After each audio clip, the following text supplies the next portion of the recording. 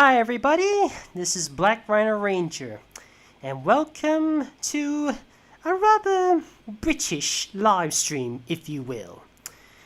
Today marks the 50th anniversary of what is one of, if not the most famous stop-motion animation studios of all time, Aardman Animations, the same company who created Wallace and Gromit, Chicken Run, Morph, Creature Comforts, Flushed Away, Chicken Run, the Pirates Band of Misfits, Arthur Christmas, the Shaun the Sheep series, Timmy Time, and many other Wallace and many other stop-motion works, and a little bit of CGI every once in a while.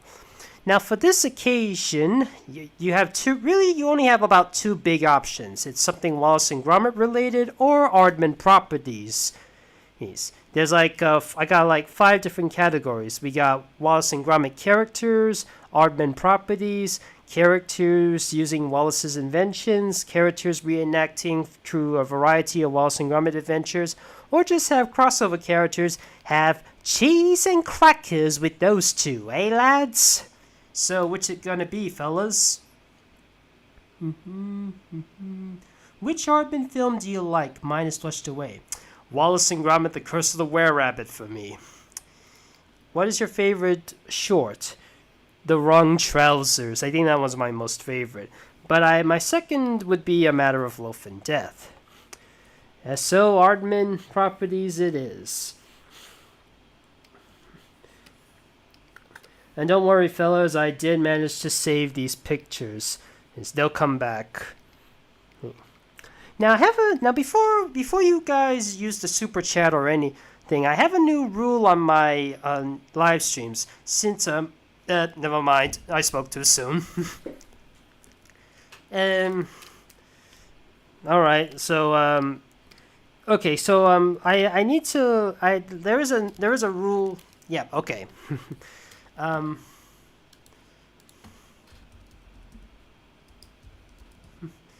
Okay, so how do I explain this? There's a bit of a new rule on that. So for the past few live streams, I've been a bit stressed. There are some stuff I reject. There are some requests I had to either reject and demand a replacement. Sometimes I felt quite guilty for not doing those requests because I was a bit stressed with them. So to help me with this, to help me cope with this, I thought maybe I have from now on.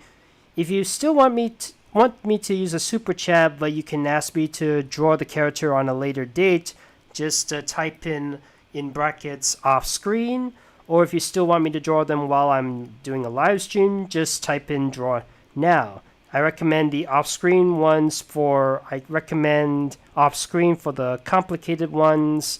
And I recommend for drawing now, I recommend the more simpler and easier ones. And just to help me keep on track. And just in case I might have accidentally forgotten in one or two characters. Or one or two super chats in case I forget. Sometimes they never show. Sometimes they are invisible, the super chats, and sometimes they never show up at all, or they're a bit too far away while the other chats are piling in like crazy. It happens quite a bit, so I thought maybe this system can help me make things a lot better. And with the off-screen ones, those requests can be as complicated as you want. You can request me to draw even the most complex of drawings, like some of the animes or some of the complex gaming characters like Fire Emblem, and etc.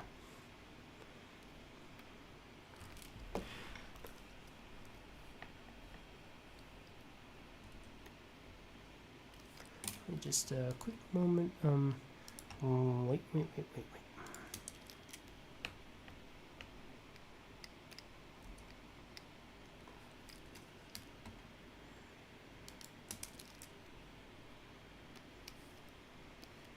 Oops.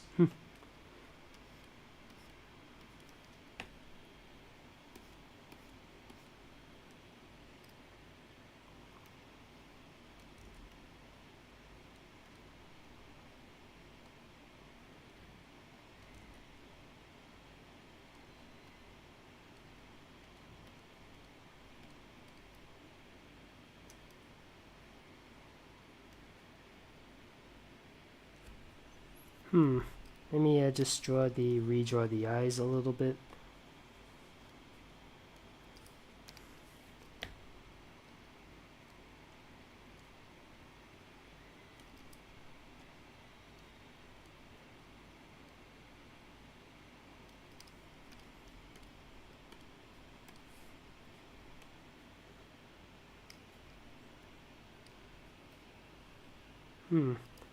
Nope, I don't think I did the ears right.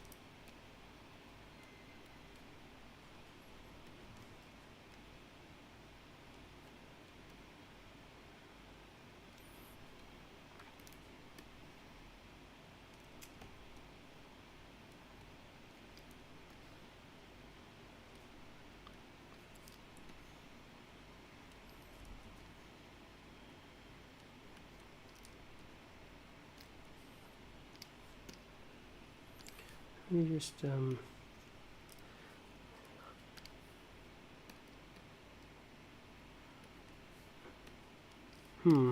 let me just reposition the eyes a little bit, make sure the character is looking at Gromit.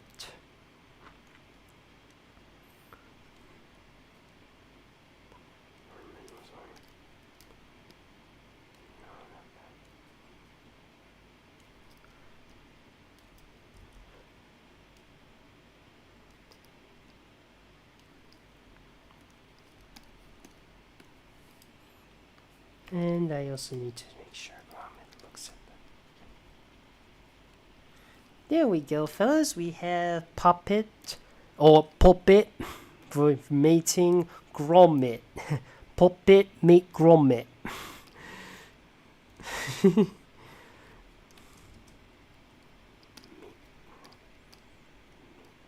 That's Wallace and Gromit done.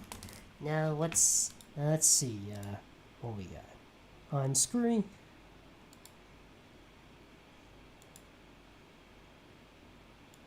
Okay, so miserable. Is it Pony Sonata Dusk or Equestria Girl Sonata Dusk? I need to know. Is it the ponyfied Sonata Dusk or Equestria Girls Sonata Dusk? Let's see.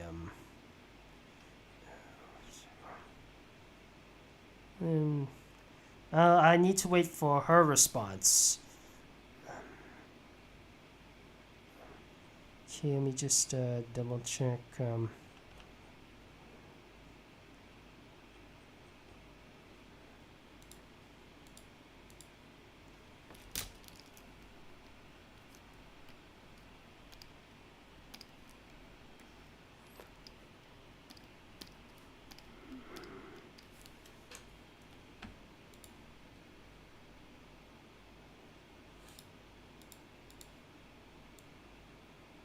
Yes, I know. Yeah, but is it the Sonata?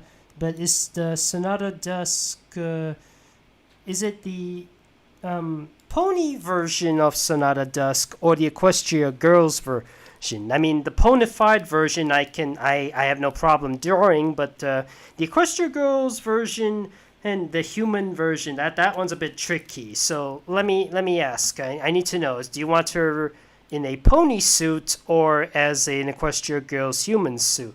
It's the character Miserable Mala as Starbeam. It's the outfit. Okay. All right. I'll do that.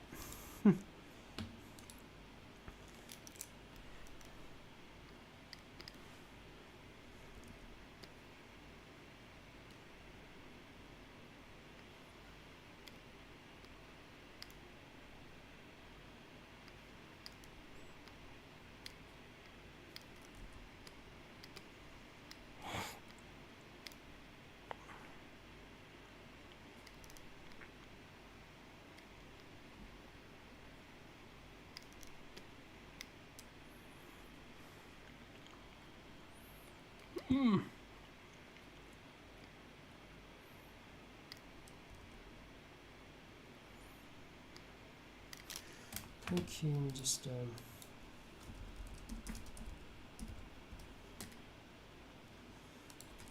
make sure there's that gotta also include that hair.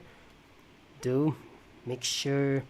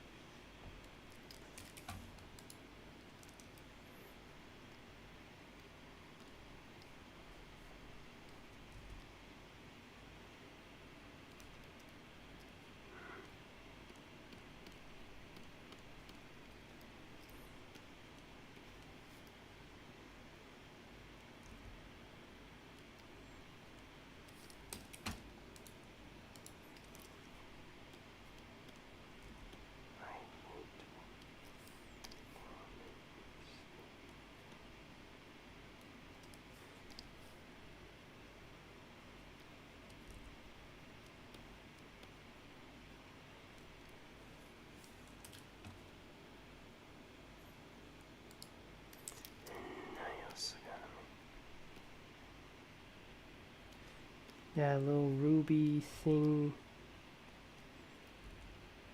That's what gives Sonata and the other Dazzlings the ability to sing. I think I'll include that little song note thing on her shirt another day.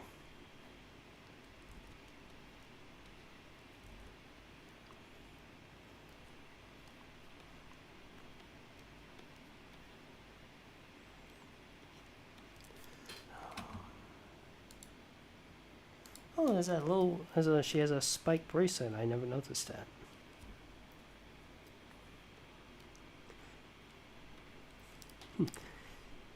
I don't suppose I should include a taco. Oh, yeah, that would be completing the. That would be completing the thing for Sonata, the cosplay of Sonata.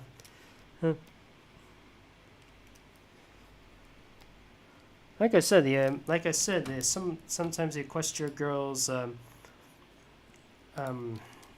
thing is not as easy to draw as, say, My Little Pony, because they put in a lot of detail onto the characters. And let's just say if you get one of these details wrong, you're not gonna get very well praised by the brony community. Let's just say, and sometimes people can be super picky on how people draw certain arts.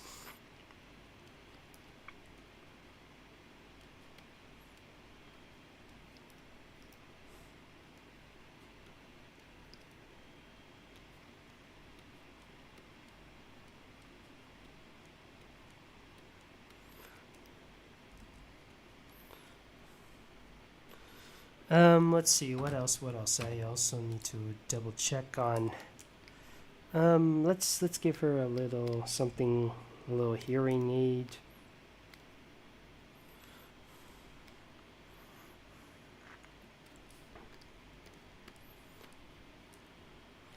Yeah, I think that should just about do it. Let me know. Let me see if there's any additional changes needed. Yeah, all right. Equestria goes off. It is. Yep, I got that right. All right. Okay, let's give sweet cheese.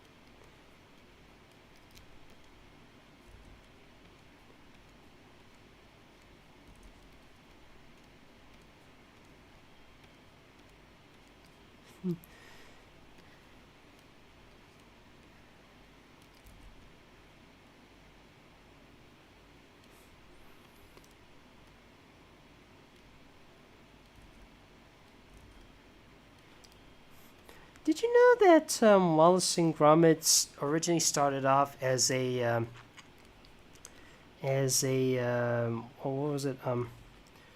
Wensley. It originally started off as a school project of Nick Park. He originally was supposed to make it for school, but over the time he just never really got around to doing. He was just taking quite a long time to finish it. It wasn't until he got contact with Aardman, and they agreed to help him finish the project. While at the same time, they also asked him to make some of Aardman's other projects, like Creature Comforts.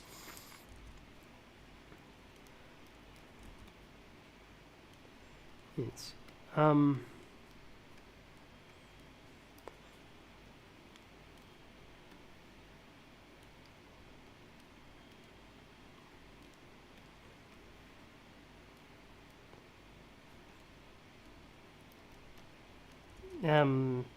It took the crew. It took the crew 6 years to finish the Grand Day Out. Oh, that started in 1982 and finished in 1988, and it wasn't released until 1989.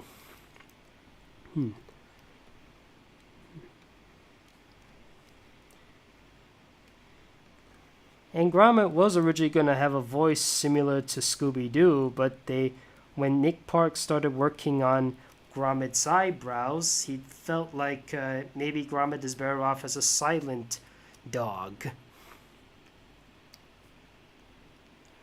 Do I even have a job? Well, I did try to apply for.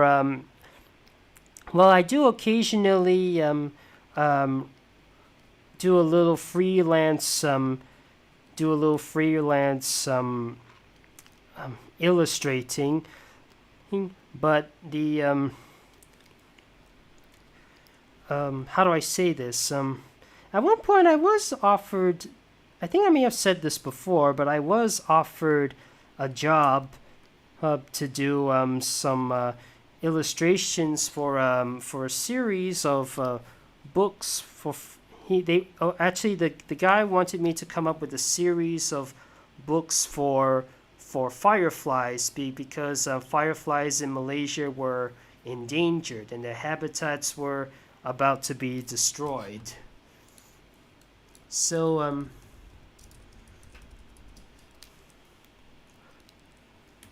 I was busy. So I came up with this concept of a Firefly show called, or book series or comics called Flightning the Firefly. It was basically like A Bug's Life meets American Tail, The Jungle Book, and a few others. Yeah, American Tail meets A Bug's Life and The Jungle Book. Okay. So, in the story of Flightning, that's the name. The Flightning, he's in a family of he was in a big family who works on as restaurant works. They work in a restaurant.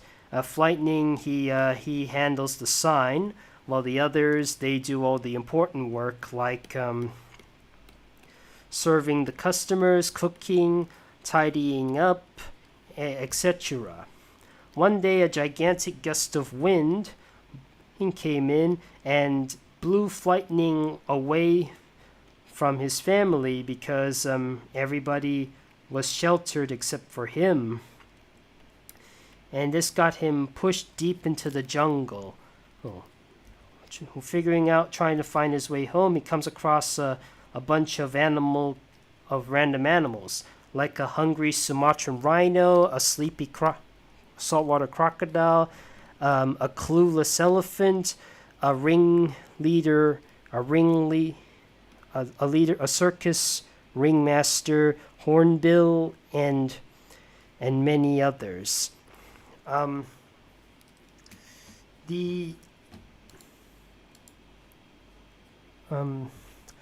then they come across this. They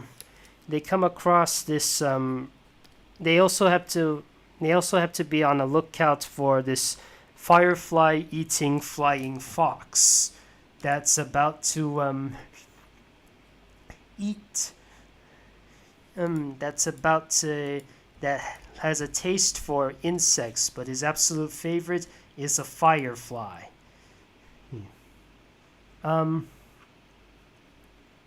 Technically, a flying fox doesn't really eat insects. It actually only eats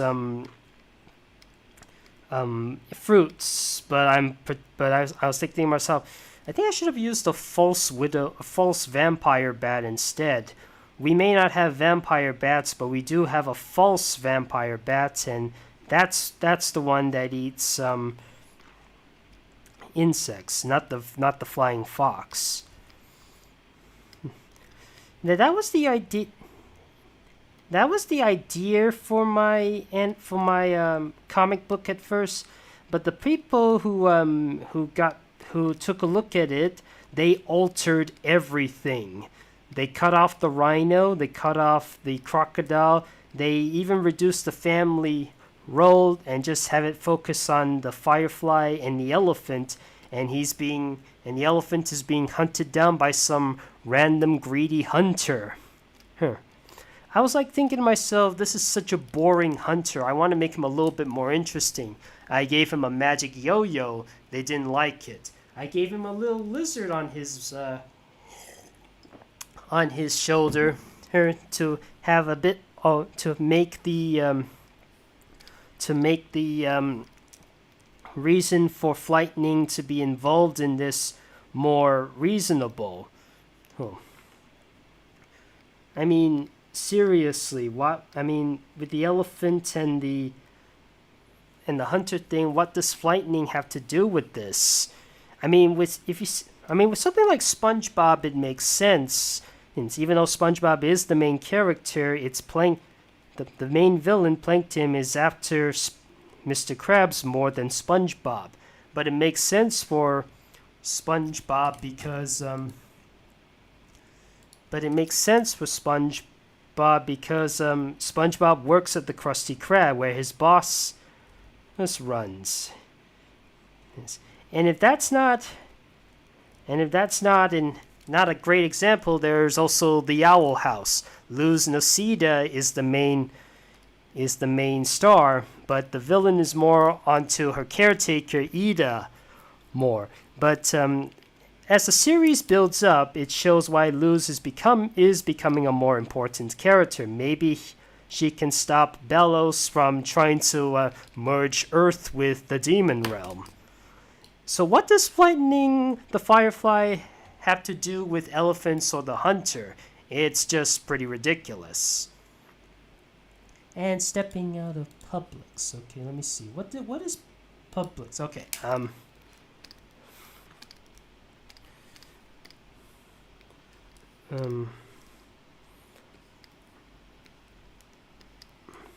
And I did try that, but then I tried to modify things to make to try and satisfy him as well as myself, but he just didn't care. And as a result, we've lost touch. And I haven't really tampered with my Firefly stories ever since. And recently, I did try to apply for another job. I was asked to make a book that was meant to help these. It was like an activity book for older people, people who are elderly, let's say, those who are either suffering from dementia or Alzheimer's, or helping to give them some activities to help them help practice their things. And now that's all fine and good, but the prototype they asked me to, the stuff they've written within that book, it's actually kind of frightening. The way they're describing, in fact, one activity is to write write down your will, like what the stuff you're gonna leave behind when you're pushing up the daisies.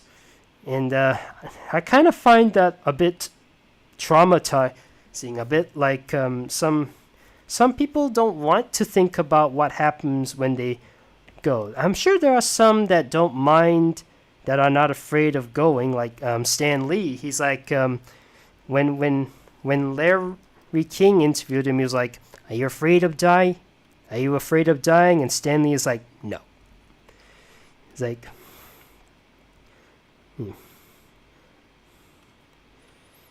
I was like, man, Stan Lee is definitely a brave man. But I'm not sure everybody. Some people have a fear of death, and the book this person wrote, I'm not sure how well that would go down. And recently, she did come back to me with the book, Hook, and she said that they kind of rejected the book. So, but she did take them back to somewhere, hoping to transform what I've written or stuff into a kid's book, because the stuff I drew is a bit more kid friendly, except for some places, like a velociraptor is holding a natural beating and dripping heart for his loved one. It's it's a bit messed up, but it's to give the book a bit of an edge, let's say. I'm not exactly the greatest when it comes to cutesy stuff, but I've always liked to try be a little bit more edgy, but sometimes I do comprehend at times. But as of now, I don't really have a regular job. In fact, the only job I really have is these live streams and trying to do some animations. Okay, moving on to the next one.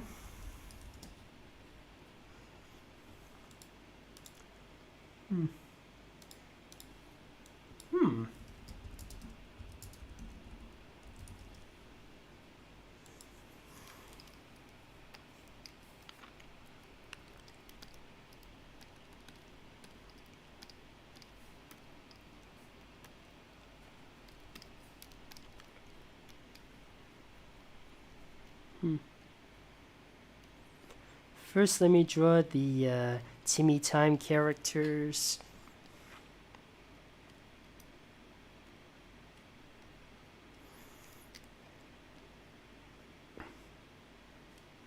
I did. Now I will say when I was at Bristol, I did go to um, this I mean when I did I did go to Aardman Animation Studios.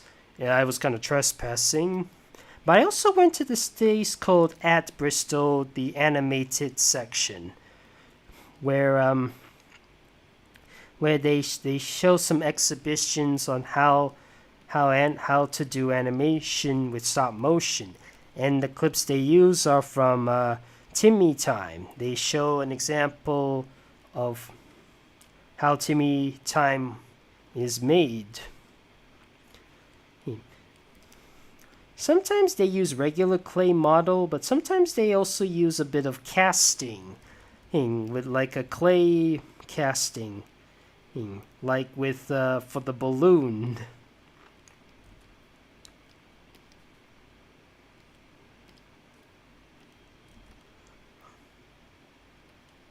Oops.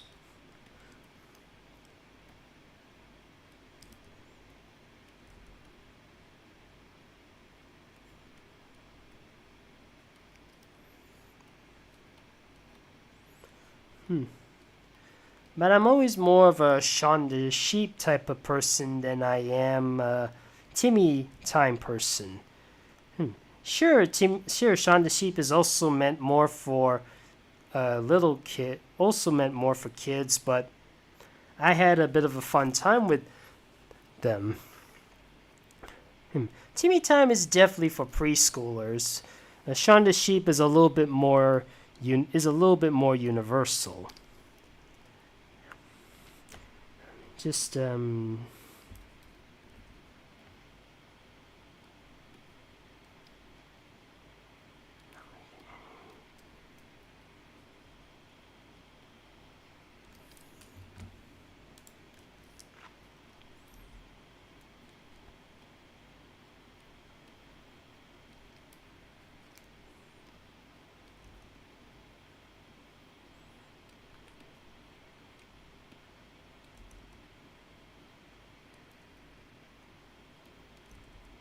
one thing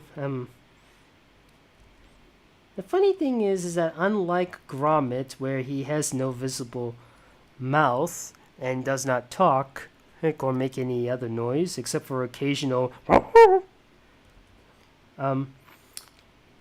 the characters of Timmy Time and Shaun the Sheep, they do occasionally have these side mouths whenever they bear, but when they're not speaking, they have a similar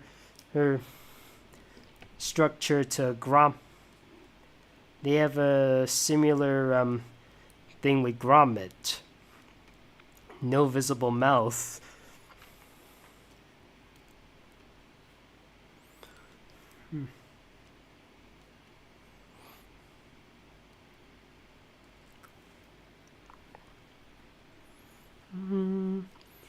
Oh, sorry, that song's still stuck in my head. Ba ba ba ba ba ba ba ba.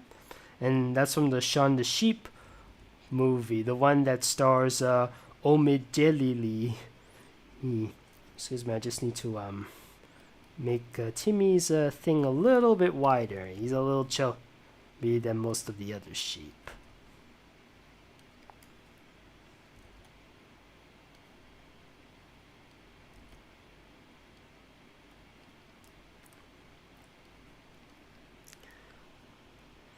And now to draw the character.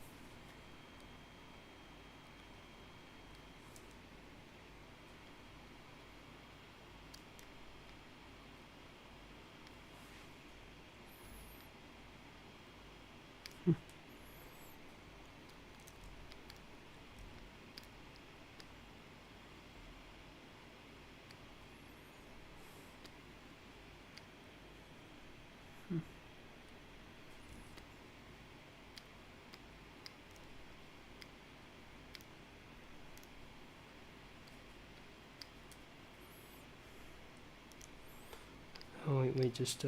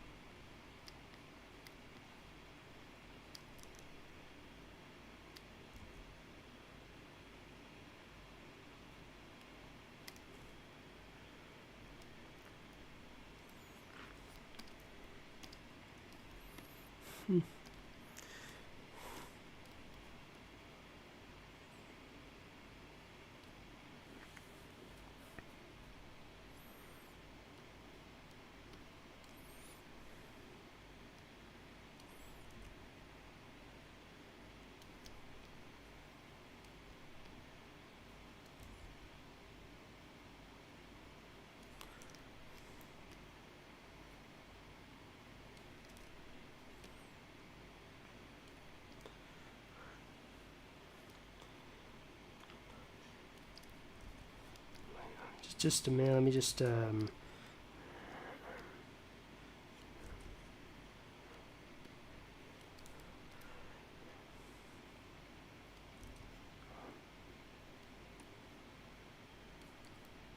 wait. I'll do that that other thing in just a moment. Let me just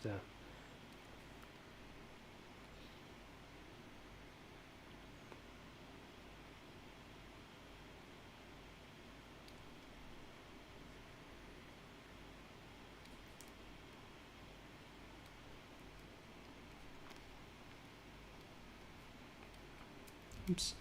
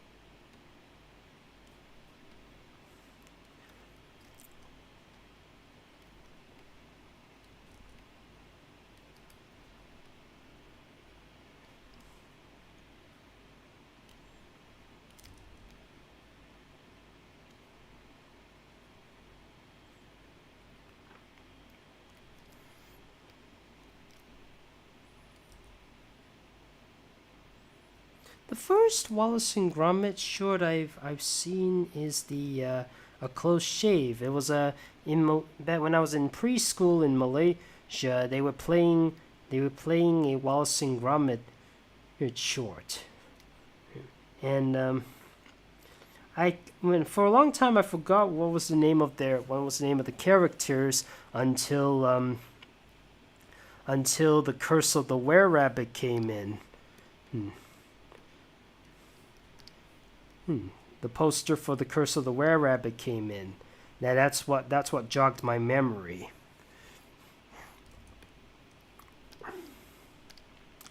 Okay, I'm just gonna. I won't do any coloring, but I will. I'm just letting you know that the lightning stuff is behind the extra painting, so I'm letting you know where the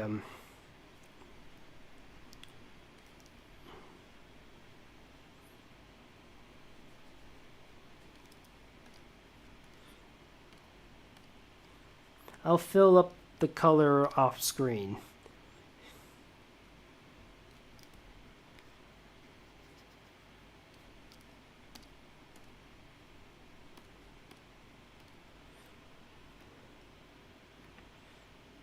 There we go. We have Lubbox with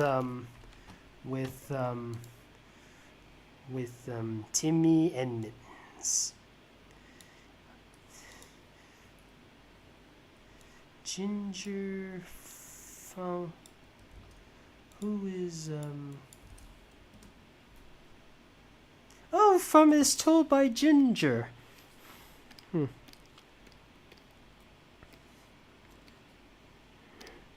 first let me just cross out the Timmy part. I'm not crossing out the Shaun the Sheep part because because I'm thinking somebody might want me to draw some of the other Shaun the Sheep characters, like the farmer or the other dog. Was it Blitzer or something? And or those naughty pigs. Anyways, what was I?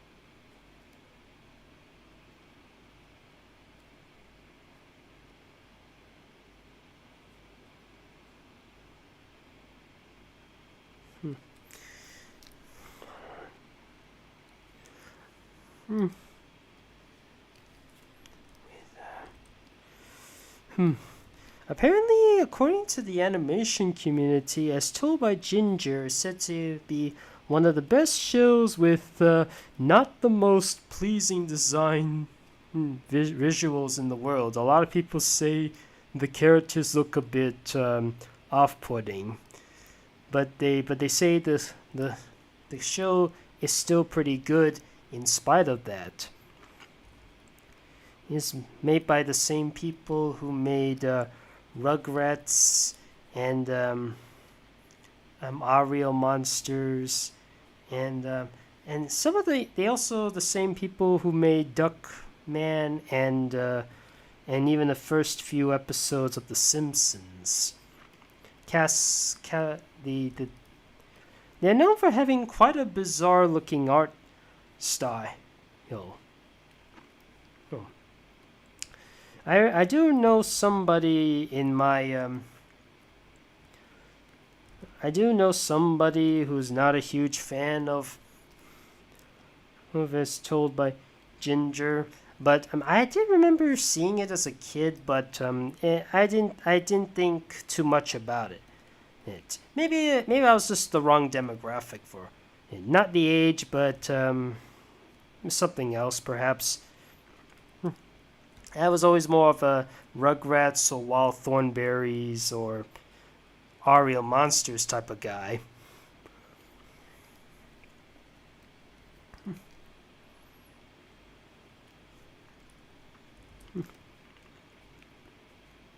Maybe I should give, as told by Ginger, a little rewatch.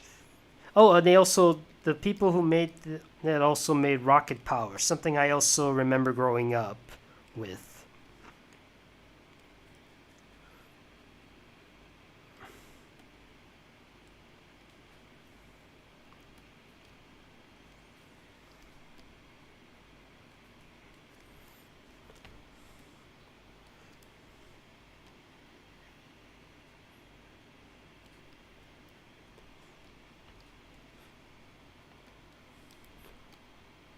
Okay, let's draw.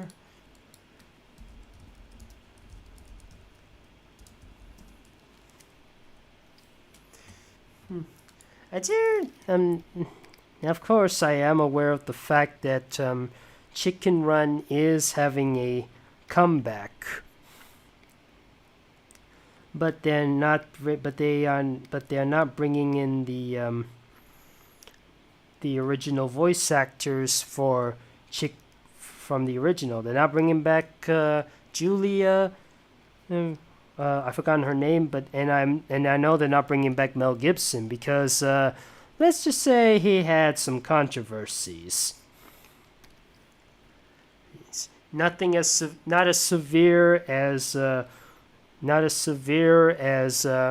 Harvey Weinstein, but something that does rub people the wrong way.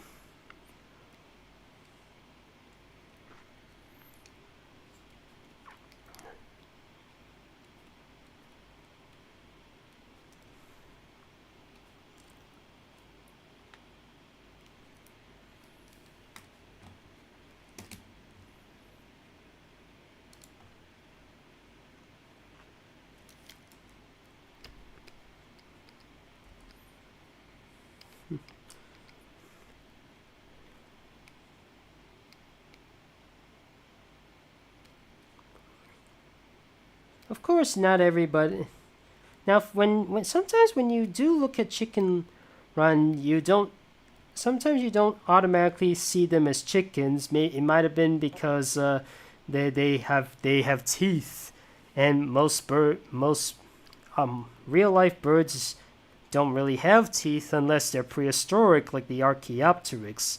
But almost every bird by Aardman has teeth, except for something like Robin. Anyways, that's taken care of. Now, of course, since this is Aardman, not everything in it is stop motion. There's also going to be some. Wait? Am I saying something? What was that again? Wait, did I skip something? Let's see, what do you say?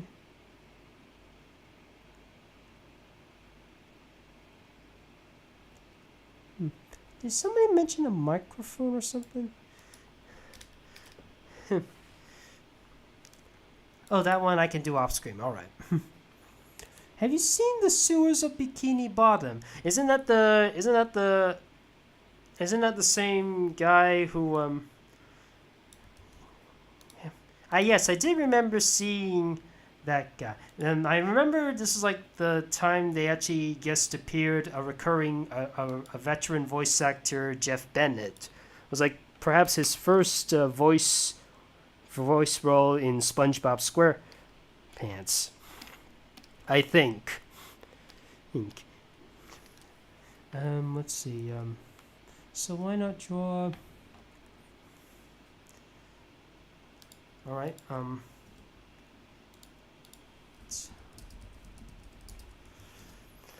Now, Flushed Away was one of the was perhaps the first is the first Aardman made film to be completely CGI. They originally did try stop motion, but due to they did try stop motion, but unfortunately, Clay's biggest weakness is water. So they had to make it in CGI.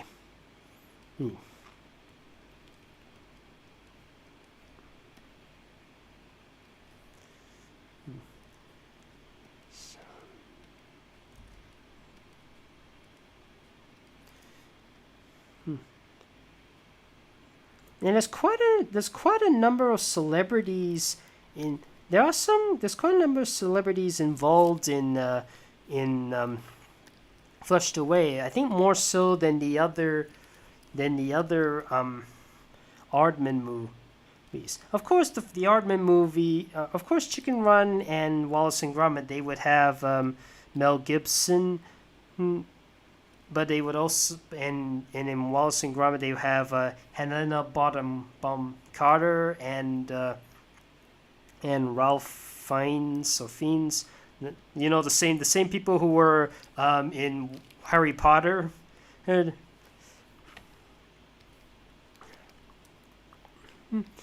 But Flushed Away has a lot more celebrities. It has Hugh.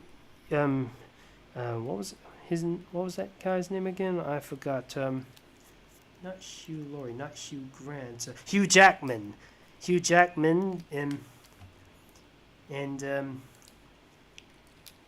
he and of course Ian McKellen. They got Magneto and Wolverine for this. And they even got Andy Serkis, you know, the guy who played Gollum in Lord of the Rings. I think they may have hired Bill Nighy. I can't remember, but they might have. I'm not sure. I need to look back on that.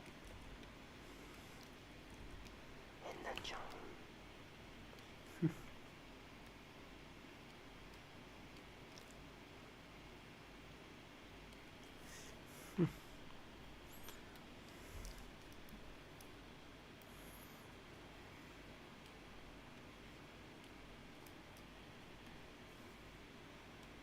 And sometimes I wonder, why does he hire hench rats when his goal was to destroy all rats?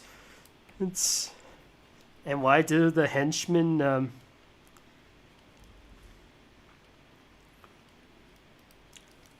resent him for that? Some bits are never explained.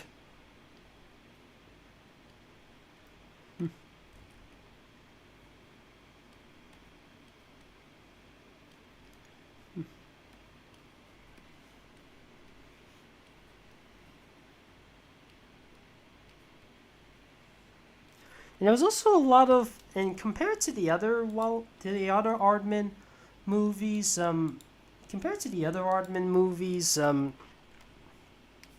there are also there's also a lot of pop culture references and Easter eggs included in Flushed Away. Hey, for example, when the main character, I've forgotten his name, the Hugh Jackman rat or mouse, he when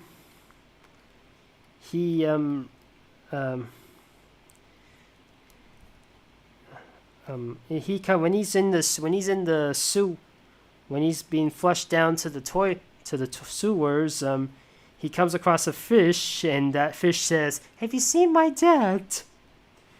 And of course, this is also known for the singing slugs, like the song they were singing songs like "Don't worry, be happy," or "Lonely, I'm Mr. Lonely."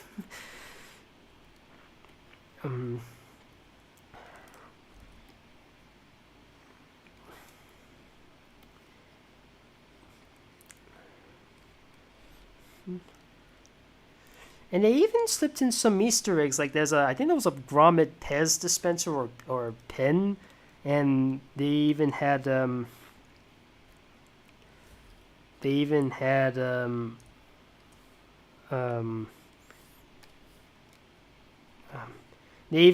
slipped in an Alex toy from Madagascar. And funny enough, in the trailer for Flushed Away, the character was accompanied by these hamsters who were supposed to be his butlers, but in the final product, the hamsters were nowhere to be seen, and it's just the main character all by himself before he met the guy who, the unwelcome intruder, Sid, said to my mates, and he's like,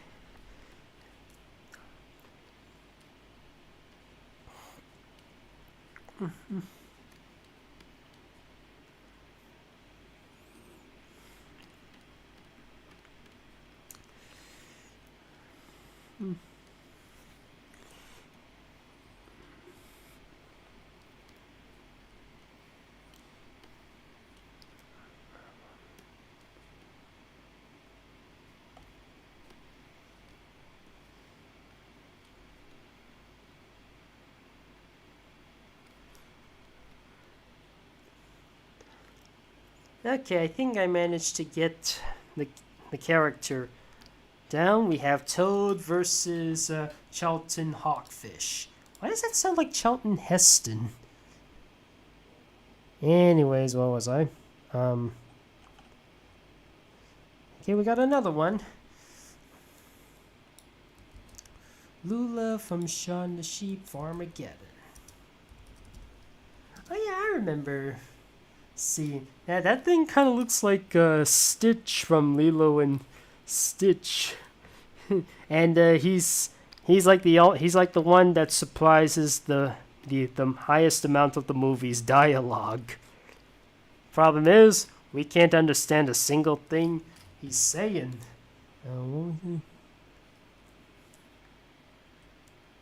Oh, he's meeting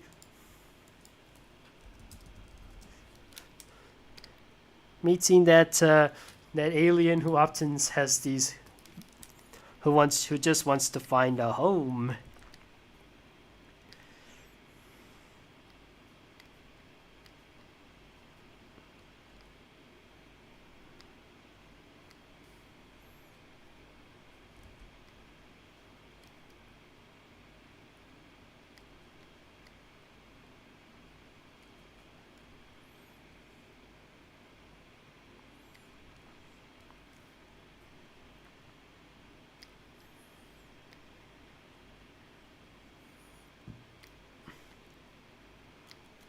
One thing I do enjoy from these Shaun the Sheep films is that when they're silent, you you can the audience can sort of implant their own ideas of what they might be saying or thinking. Like say let's say they can just watch the film and they can just randomly pretend the characters are talking in their own voice. Yes. This is something the Walking with Dinosaurs 2013 film should have thought about before deciding that every single dinosaur needs to sound like nobody rehearsed properly. I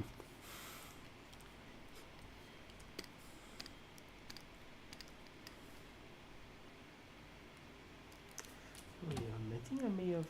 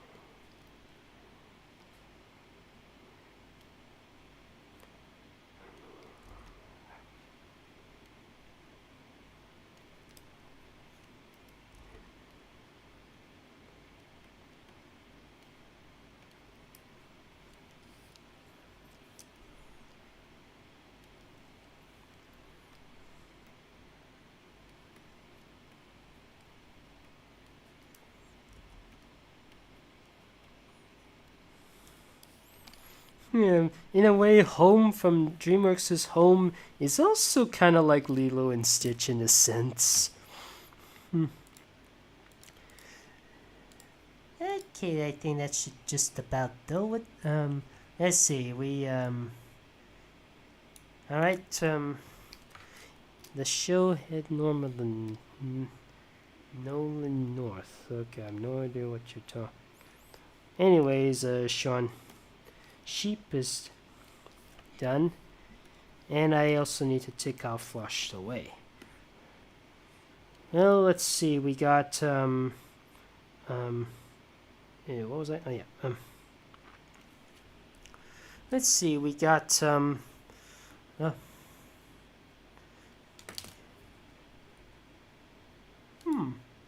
Captain R. Captain R.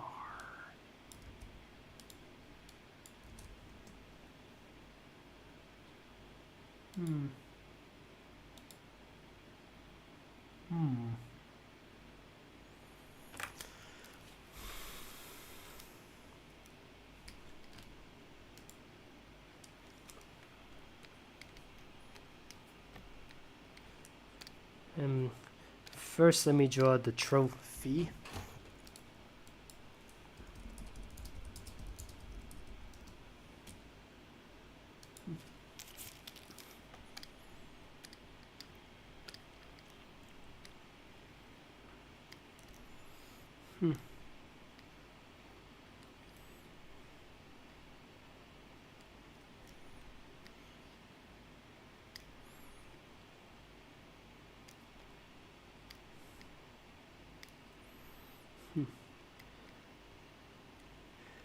Like I said, I think I said this before, but I think well, my most favorite Aardman movie is Wallace and Gromit: The Curse of the Were-Rabbit. I think my second most favorite is probably either Arthur Christmas or The Pirates Band of Misfits. In fact, Arthur Christmas is basically what started my interest. Is what kickstarted my Skylanders fan animation.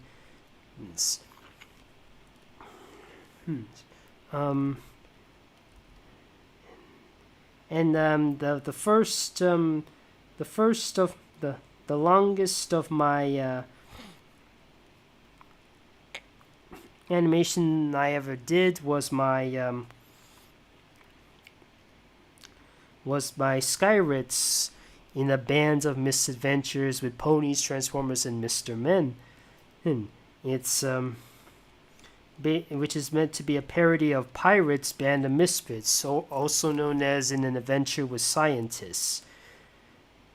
In fact, in the UK it was called An Adventure with Scientists, but in everywhere else it's just the Pirates Band of Misfits. They say The Adventures with Scientists is a controversial world in cinema because it ticks off creationists.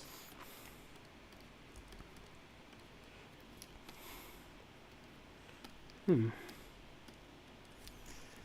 in fact, there are quite a number of references to evolution in the movie. Like that features Charles Darwin, played by David Tennant, and it has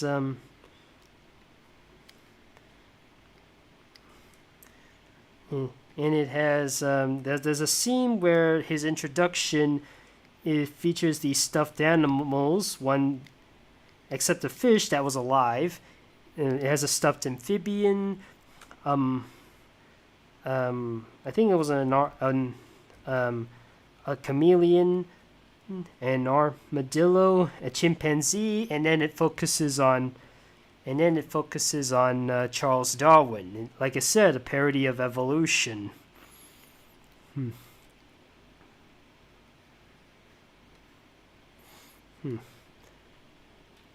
And there are still plenty of people in the world who refuse to believe that. In fact, the first time I kind of knew that there are some people who don't believe in evolution. Was the first time I've heard about it was in the South Park episode. In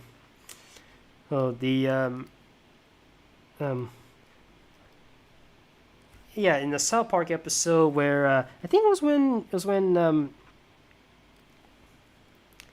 was the episode when I forgot what the episode was, but Mr. Garrison, he's like, no, I won't teach it. But you have to. It's part of the school law. It's a bunch of bull, whatever. All right. So apparently I'm supposed to teach you guys evolution, which I still think is a bunch of bull. But I'll teach it to you anyway. So then we had these frog monkeys here, and they had the something. Yeah, that's how you guys came to be. Now, because of that, Mr. Garrison had to be replaced by somebody who is an evolution teacher, and an atheist.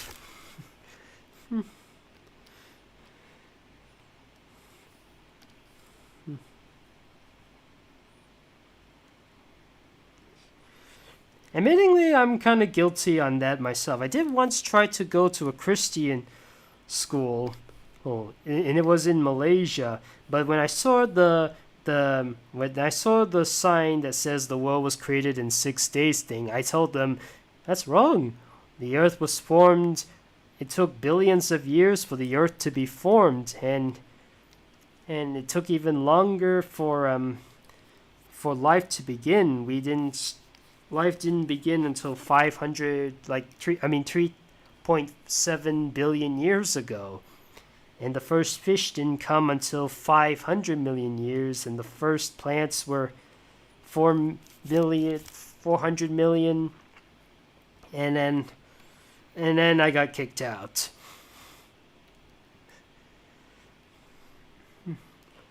And I never got invited back to that school ever again. And that's when I spent most of my days homeschooled until I came to England, which is more accepting of the evolution stuff.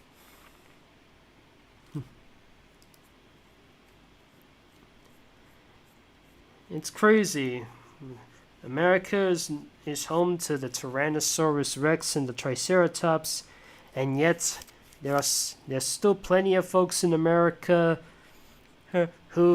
who not only don't want to believe in evolution, but they also believe dinosaurs are just made up. There are countless Facebook and YouTube channels about this.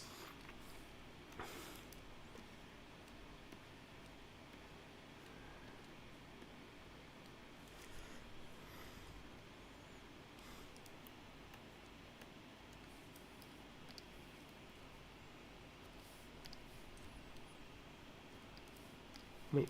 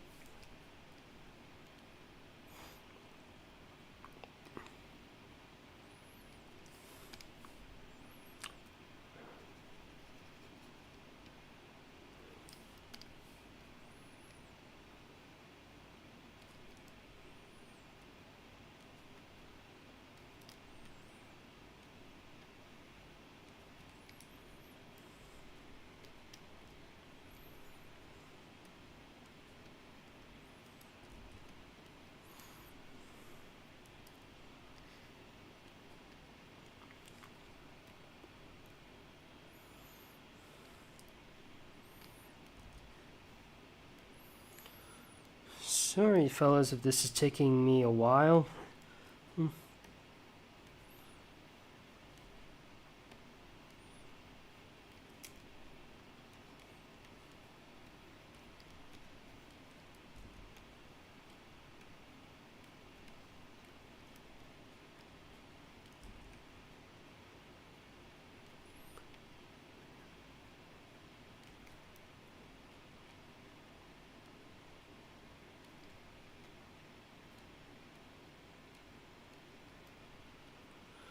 Yeah, I think that's about... Oops, one more thing I forgot.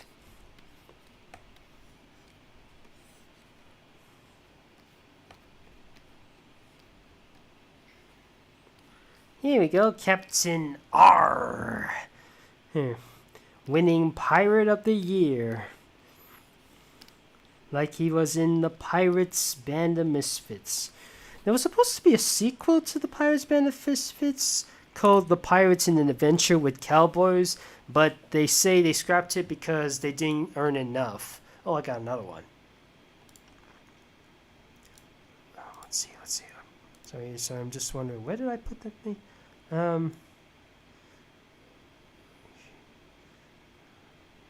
All right. Early Man.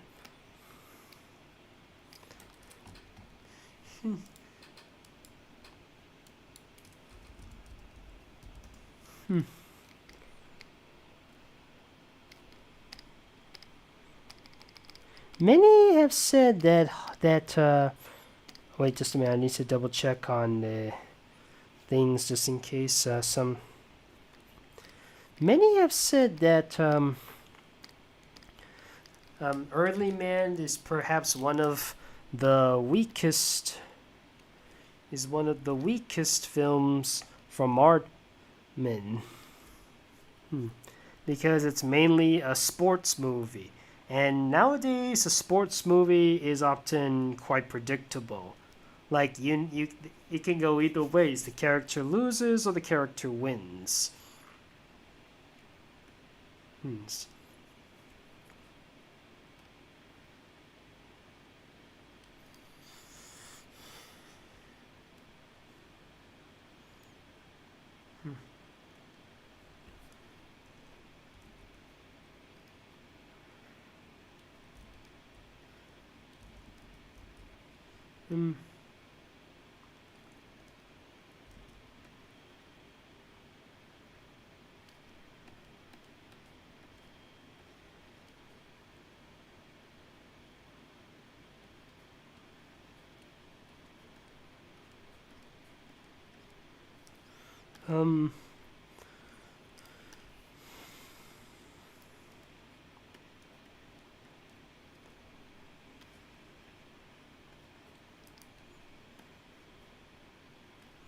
But one thing I really I remember liking the most is the bird part, the one where the Lord Snooty, I think that's his name, or Snoot or whatever. He the guy who played by Tom Hiddleston, he gets a call. He gets a call from his mother, which is through a messenger bird, and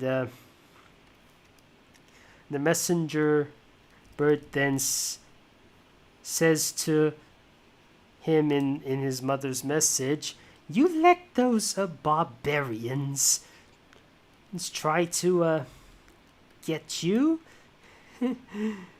No, see, there's no way we can lose. But imagine if we lose. And then after that message is done, is like the bird is like, "Yeah, end of message, end of message."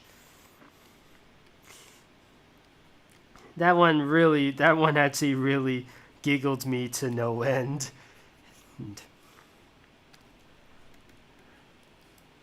Let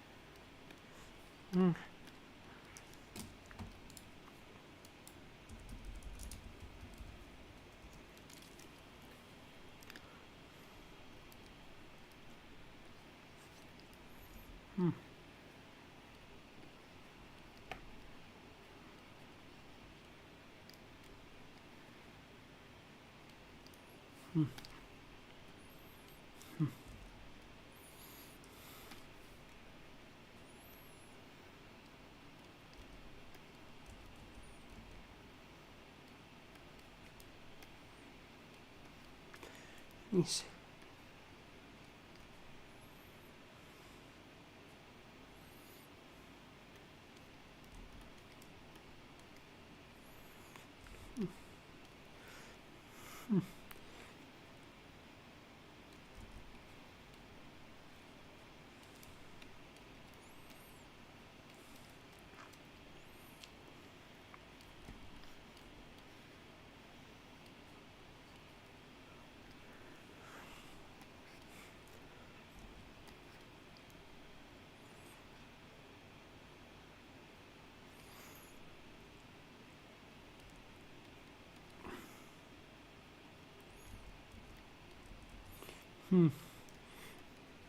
Yeah, I wonder why he's chasing that, I wonder why he's chasing that, pig in the first place.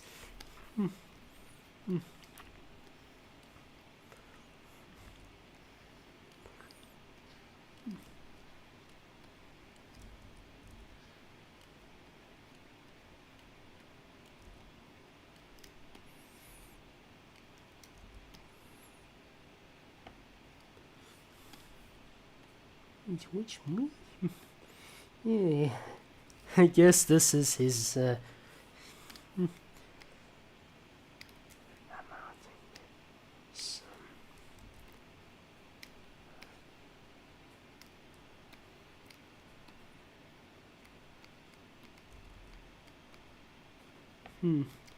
maybe one day I should do a Hanna-Barbera live stream and focus on the characters from Hanna-Barbera, like Yogi Bear, the Flintstones. Maybe I'll do that sometime in July. Hey, what do you say?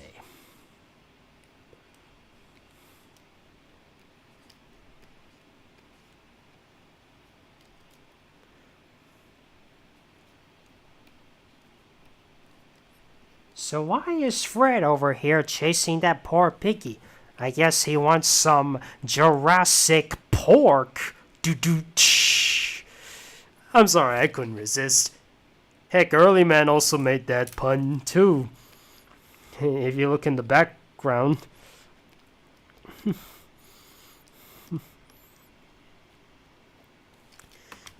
Okay, where was I? Let's see. Oh, I got a. Why does this guy often keep? Wait, just a minute. I got to feel this other guy.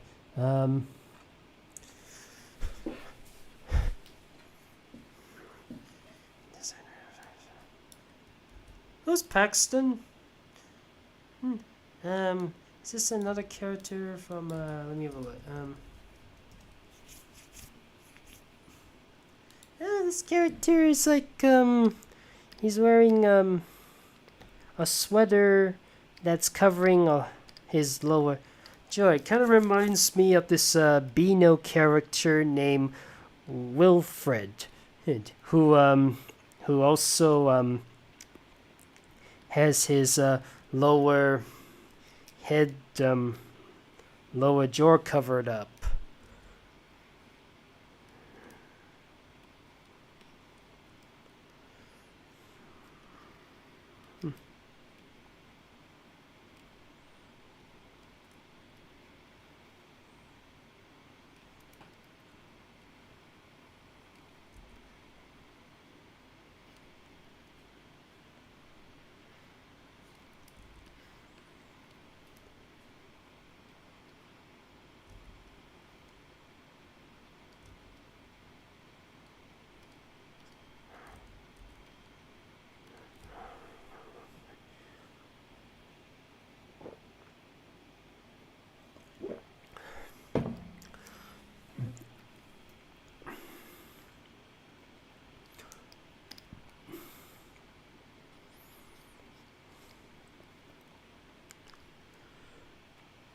Hey, what was it?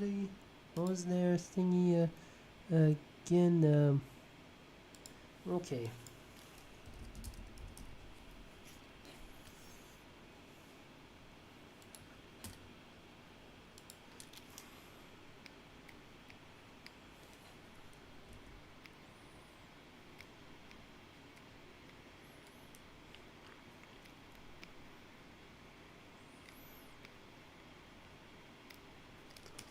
What is the...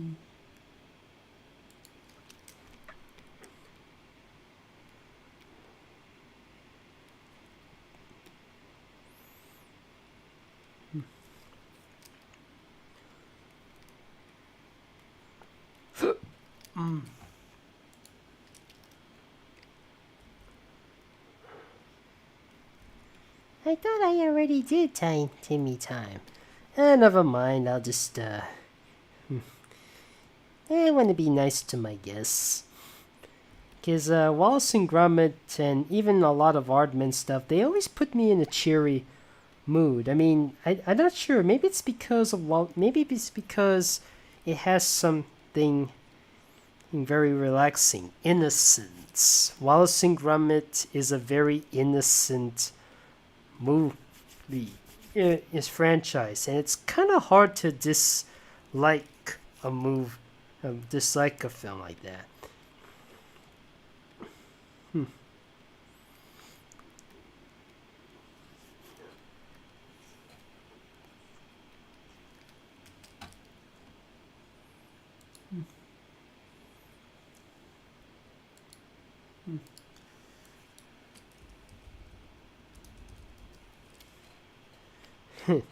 I drew something Flintstones related, and that uses Yappa Chappa Doo.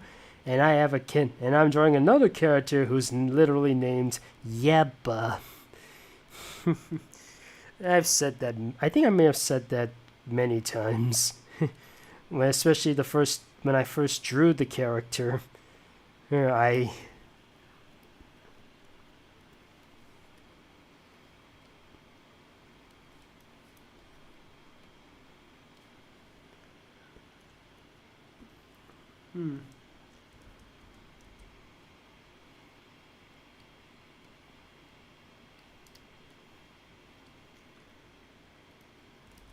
I think I better Actually, I won't bother with the. I'll have him wear the thing instead. I'll just have it on top instead.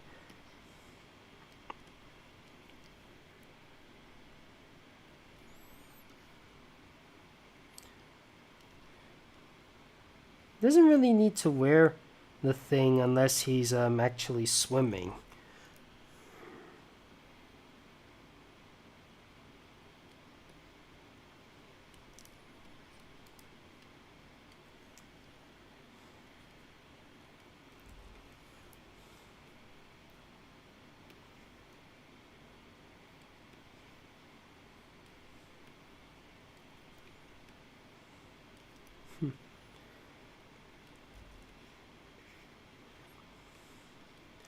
But I think out of all the birds that Aardman has made, the one I like the most is Feathers McGraw.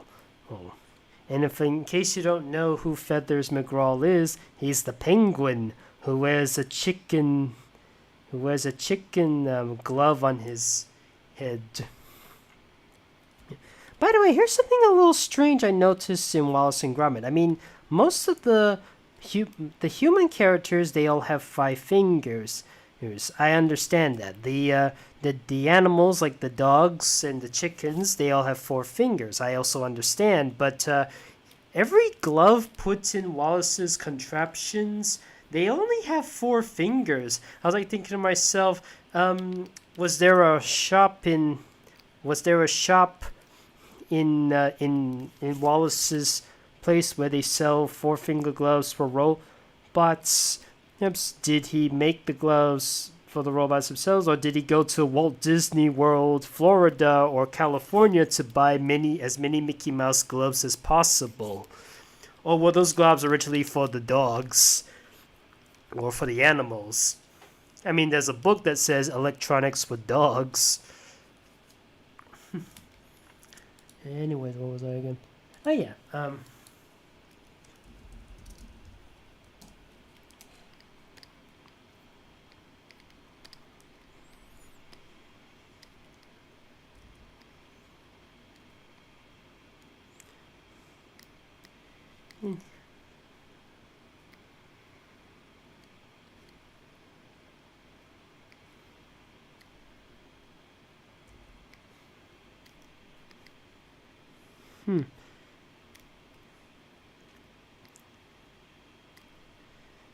Ruffy does look like a little something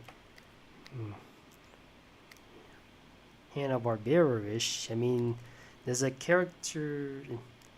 What am I saying? I shouldn't talk too much about. Hey, I better save all my Hanna-Barbera quotes from when I do a Hanna-Barbera live stream sometime in the future.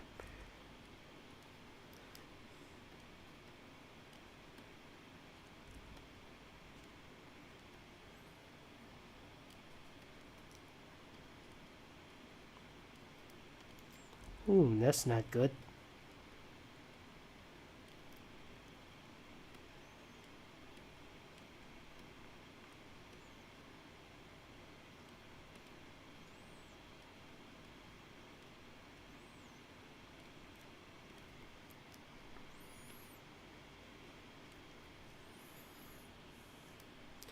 I'll make the belly a little bit and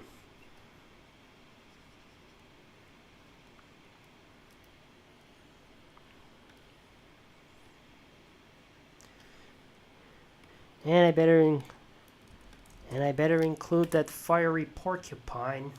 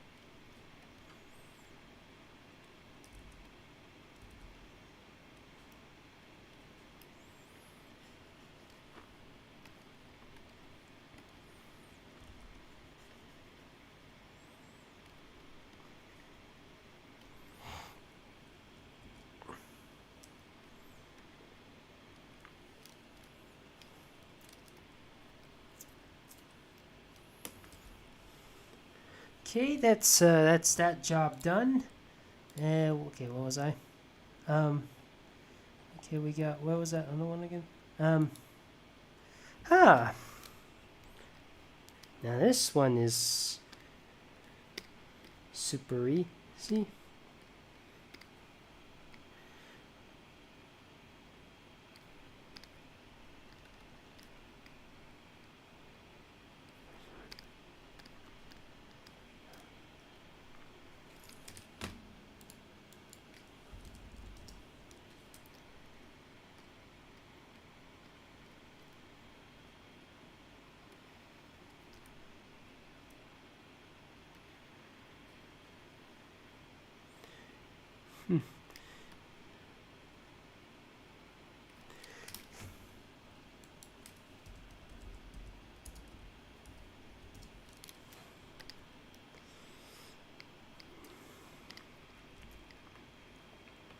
Basically, there is a morph.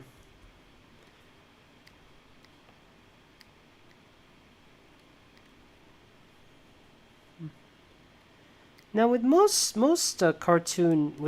media in Britain, they tend to aim more with dialogue humor. Here. But in Aardman's case, they tend to focus on more visual. They like to be a bit more visual based than dialogue based, which is why when it comes to Peter Sallis, when it comes to Wallace and Gromit, the only voice actor they ever hired was the legendary Peter Sallis, and they have Gromit completely silent, and the only thing you're really what you're experiencing is how Gromit is feeling throughout any situation. Like he's you don't, since he has no visible mouth, you just see him emote through his eyebrows and positions.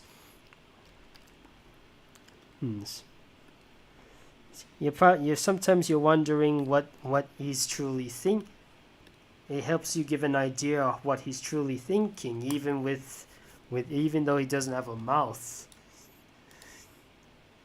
Let's see. Okay. Oh, somebody.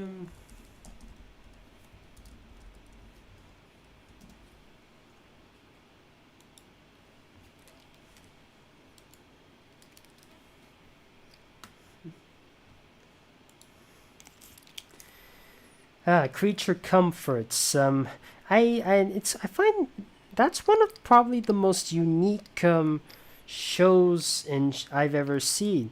Yeah, you're not exactly hiring actors. You're actually just interviewing some random people, and you get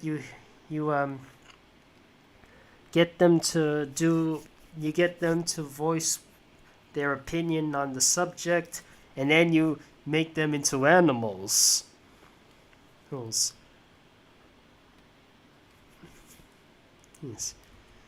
It's very unique, and you can choose which animal they either choose an animal or you can choose which animal for animals. It's very unique, and I really kind of wish they did a bit more. I mean, there's an American version. I did remember seeing that, and then I remember seeing the American version where this Rhino, he's like, I felt a bit sick during winter. Well, thankfully, my wife was there to keep me company. And there's even an episode of Creature Comforts about aliens, and these aliens, they actually interviewed some aliens, and they all talk with American accents. And there's also another group of aliens who I think they were from Spain, because they mention about that I've learned that you do not kiss other people you meet. In fact, I remember some people in Spain have a tradition of kissing everybody they meet. At least that's what Spanish Buzz told me in Toy Story 3.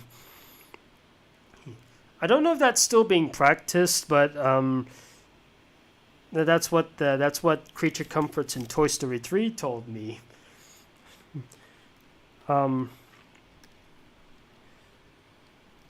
There's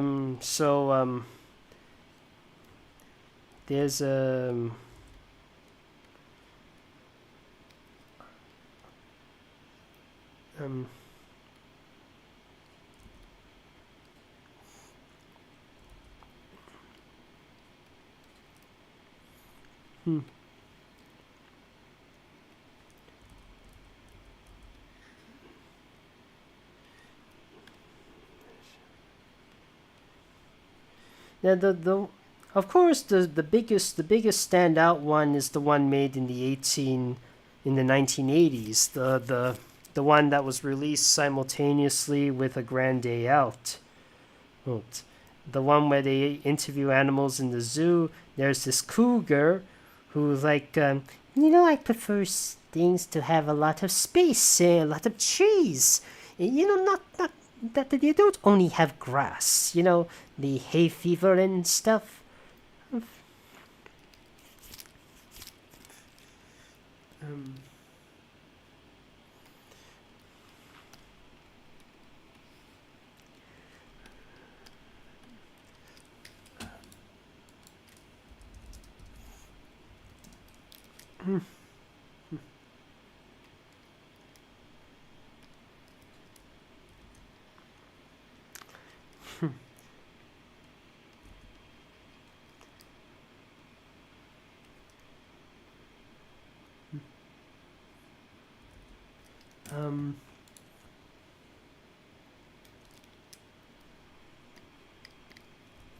until moments ago. I, on the other hand, like to worship our new creature overlords.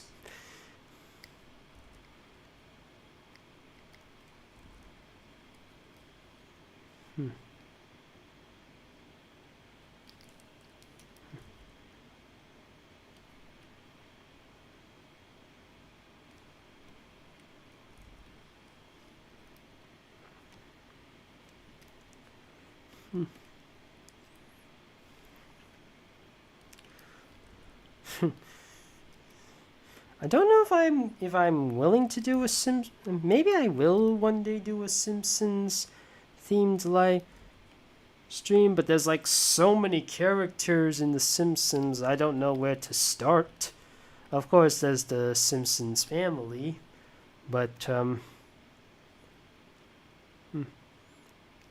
Oh, by the way, speaking of Simpsons, there was an episode when they actually did guest star Nick Park, the guy who created Wallace and Gromit, and they made a stop motion short called Willis and Crumble. And Crumble, unfortunately, keeps.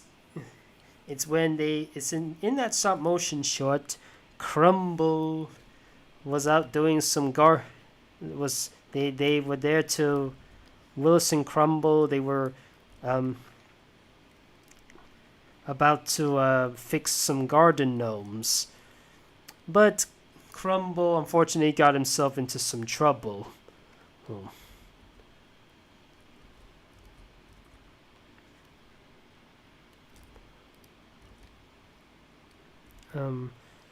Excuse me for a minute. I need to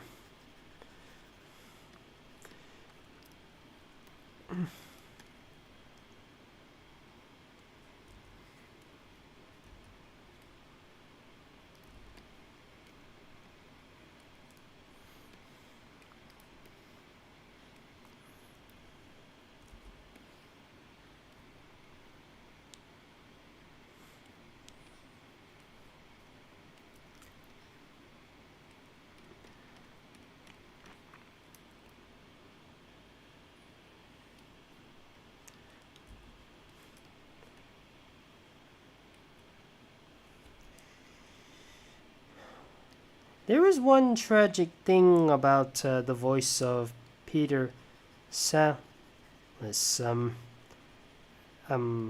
Actually, before I say that, let me say that in A Matter of Life and Death, there was a scene when there's a bomb, and Wallace tells Gromit to get rid of the bomb. But then he tries to throw it into a lake, but it was full of ducks. And he tried to throw it someplace else, but there was these sisters, these nuns, who have the cats, and then this is like a reference to the Adam West Batman series, where the Adam West Batman was also trying to get rid of the bomb. And there was some ducks, he can't throw that, and there was some civilians, he can't do that. And he says, some days you just can't get rid of a bomb. But then, unfortunately, Peter Sallis and Adam West, they passed away in 2017 during the same month. It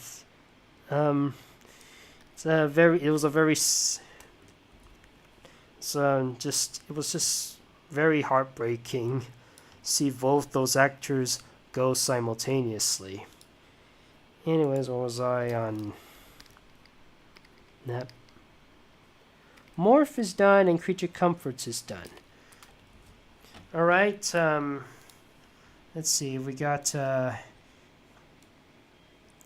What was the? Excuse me, my. Excuse me, one buck's teeth doesn't mean to be outside. Wait, what? Wait, what? Eh?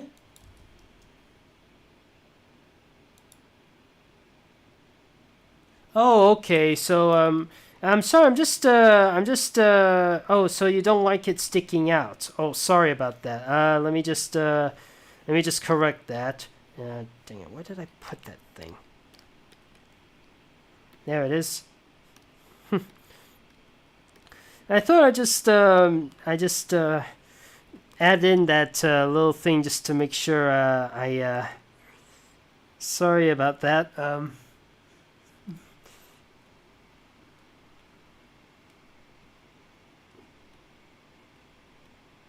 There you go. There you go. Forgive me if I got some details wrong.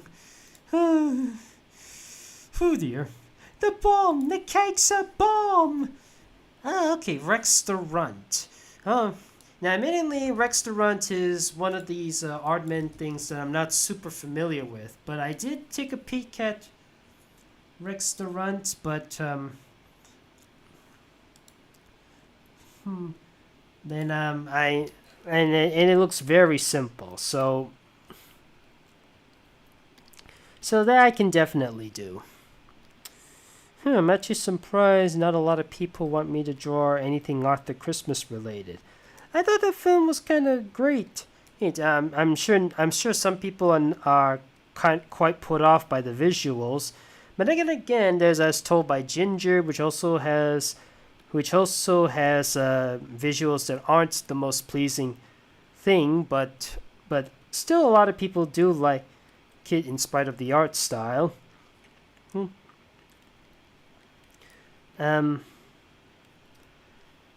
So maybe it's just I'm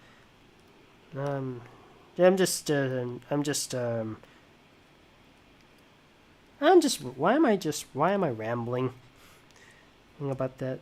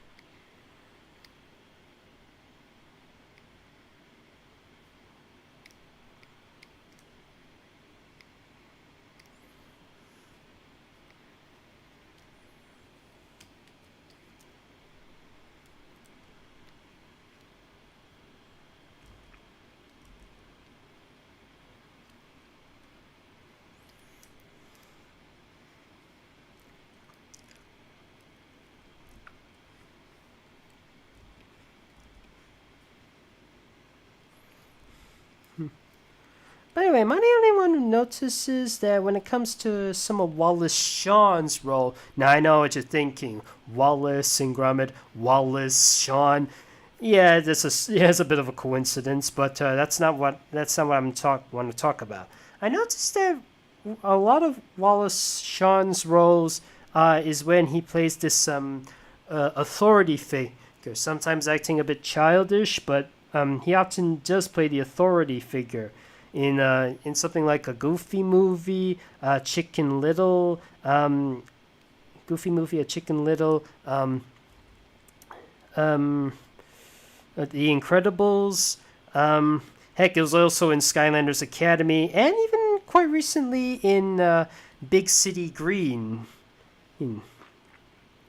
He often plays the authority boss guy. Hey, one of the few times he doesn't play that is in Toy Story, where he plays a cowardly character, and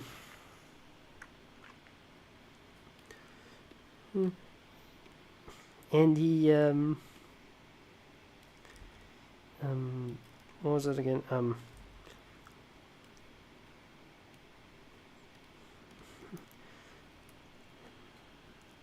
And he also I'm trying to think. He also plays this old man in Amphibia who kind of looks like a human version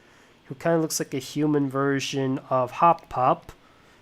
And fun fact, Hop Pop, Bill Farmer and Wallace Shawn, they were also in the Goofy movie. dang it. Excuse me, I'm just gonna quickly reset my my drawing pad because sometimes it glitches a bit.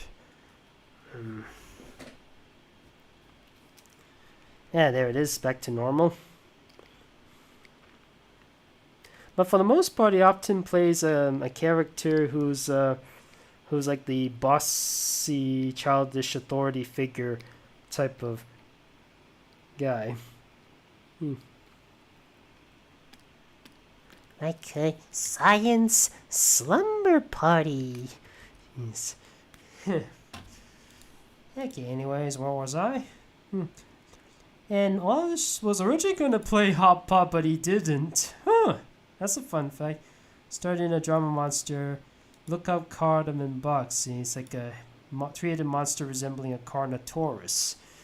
Okay, let's see. Rex the Runt is done.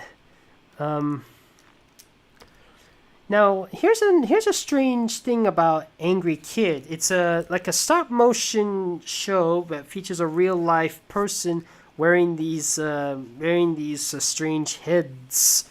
It's a replaceable head. Huh.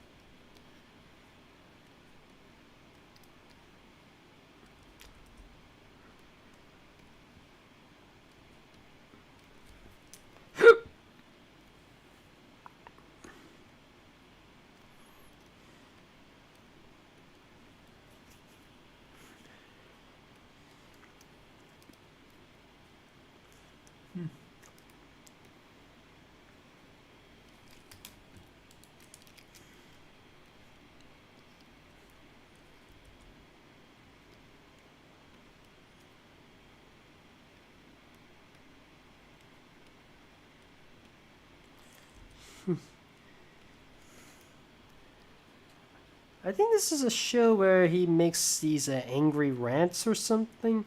Kind of like the angry video game nerd or angry dad or something. I don't know.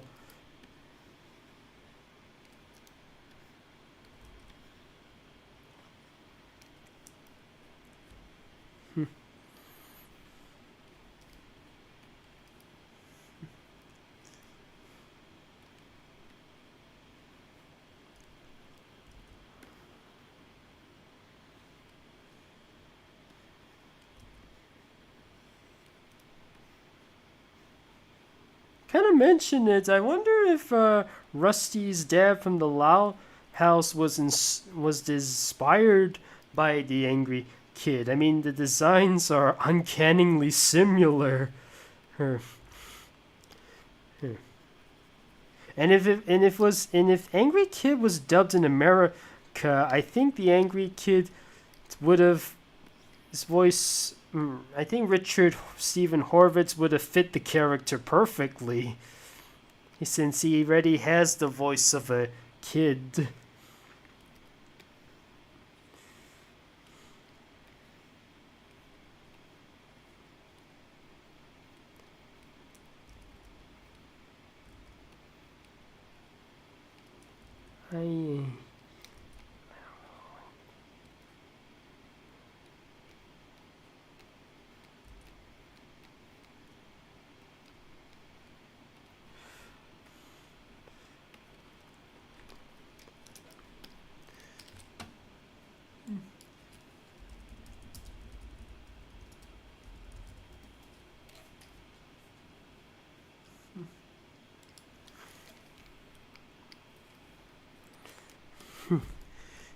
Should have given him a shotgun and he would have said, I just want to talk to him. I just want to talk to him. I just want to talk to him. I just want to talk to him.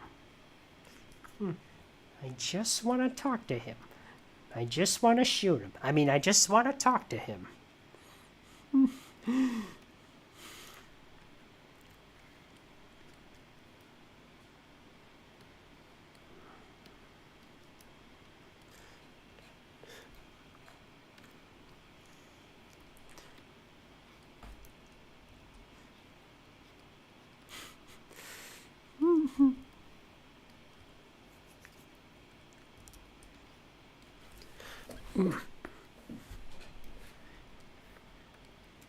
It's nearly 2 hours. Just checking on the times.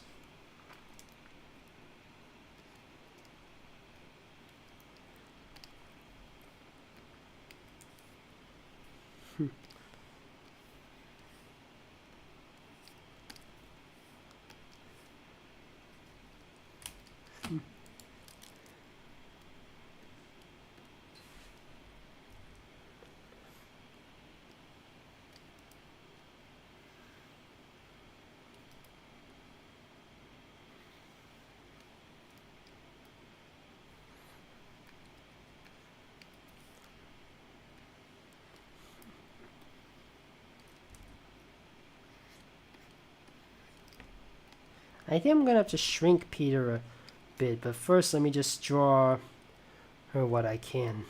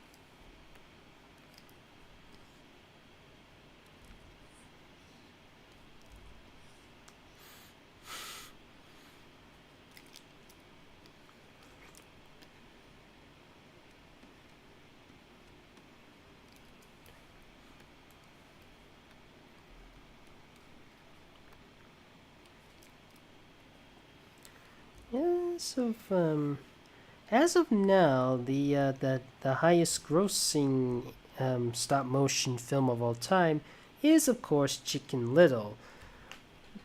But I think the one that people seem to remember, the stop motion film a lot of people tend to remember the most is probably Nightmare Before Christmas. That film has gained a bit of a cult following over the years, and every year since Nightmare Before Christmas, people would put out some Nightmare Before Christmas decorations, even as early as August.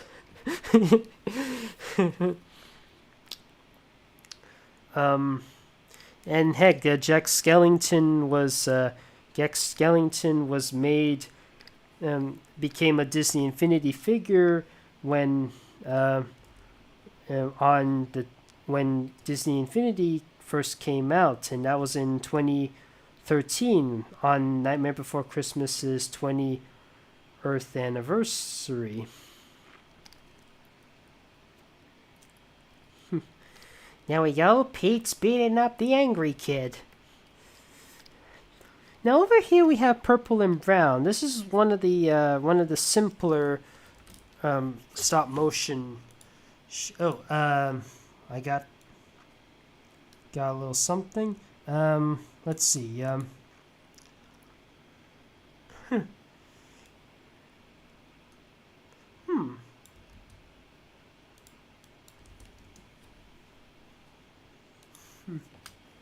Andy and Ollie.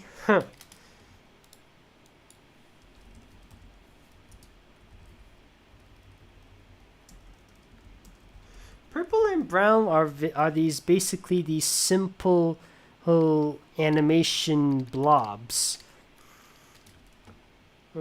And they were basically made for Nickelodeon.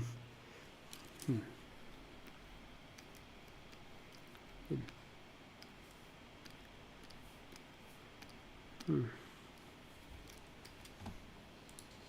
see.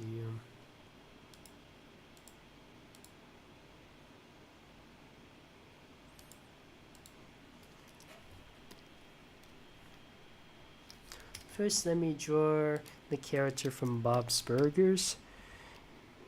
Now, if you ask me if I want to see the Bob's Burgers movie, I'm not sure if I want to because I haven't seen any of the Bob's Burgers episodes. I know they're available. I know they're all available on Disney Plus, but I never really had the time to check them out, and I'm still mostly familiar with The Simpsons, South Park, and Family Guy.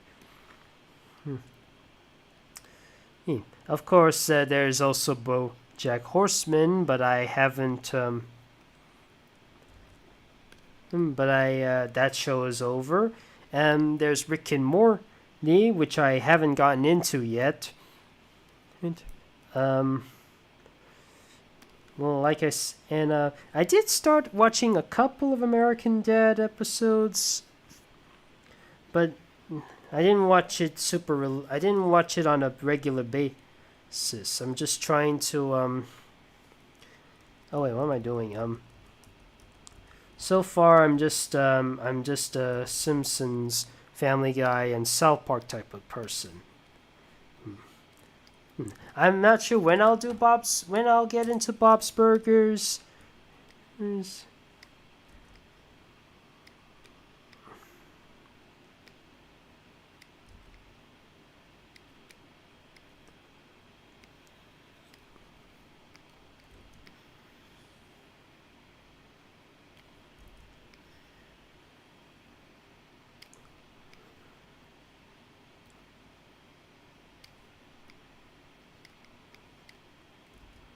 Let me just oops.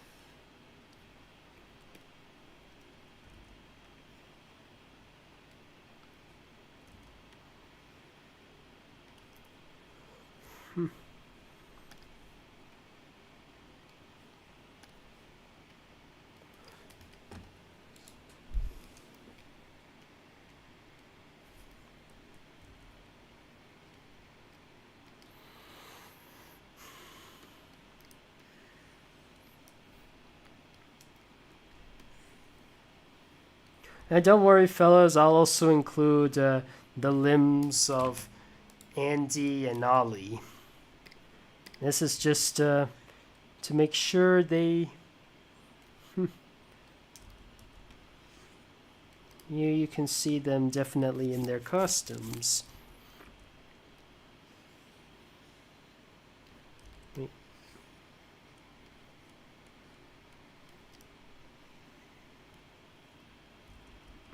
Wait.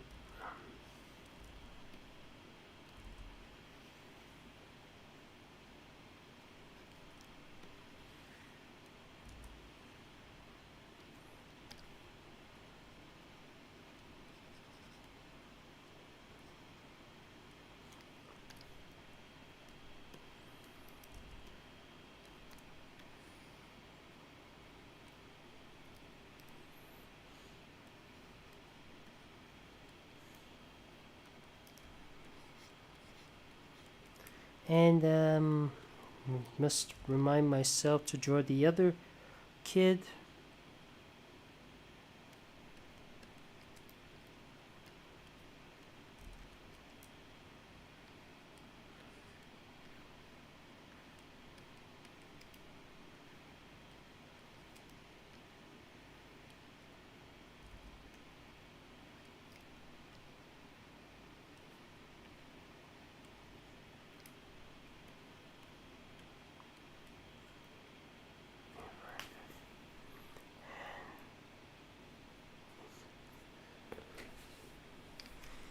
Okay, I've done Andy as purple.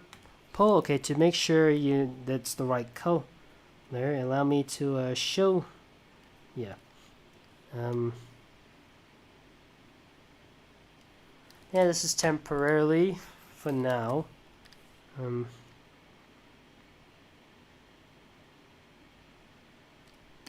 I think this, nah, I think I'll prefer this one. Alright, now to draw the other guy.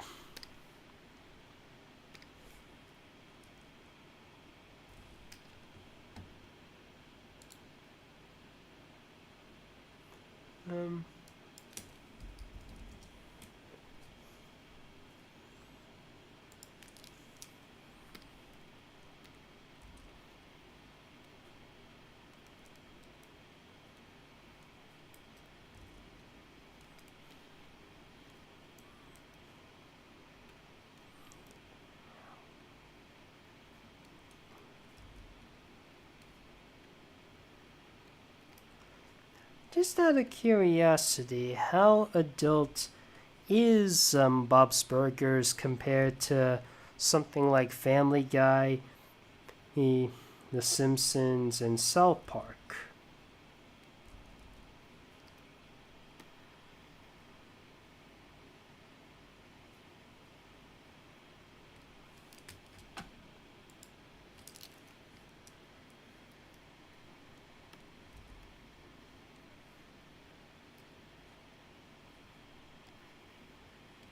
Wait just a minute, I need to also include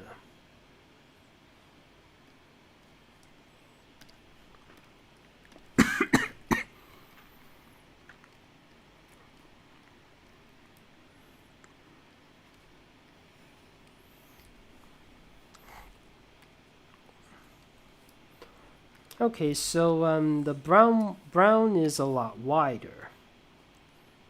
Here, and purple is a lot slimmer. That's one way to tell the difference.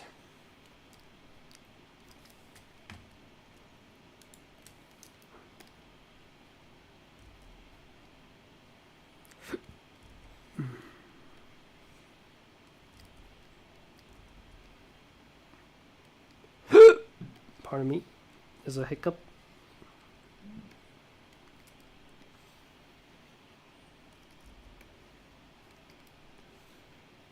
Oops.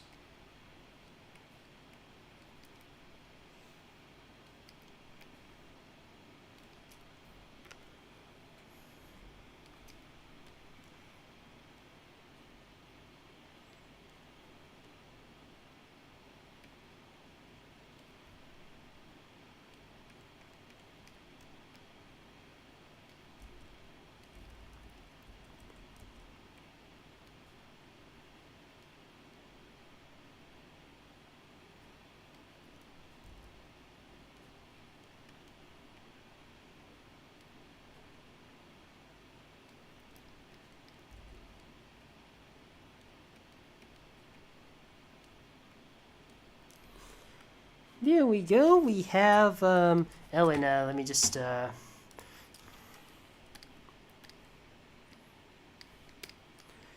little bit more. Yeah. Here we go. We have Andy and Nolly as purple and brown. Okay. Now we come to yet another one of their CGI projects, Chopsaki Chalks, which is basically Kung Fu chickens. Let's see. This is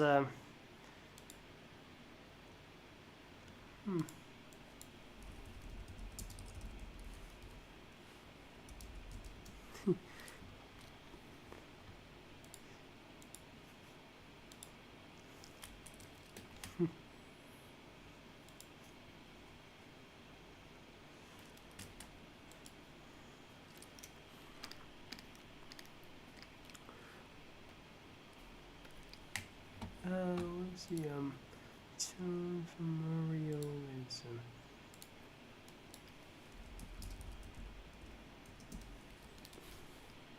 Now the elves in Arthur Christmas are not like your regular elves. They're like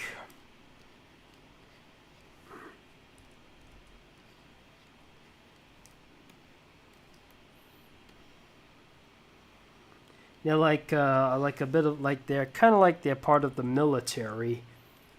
So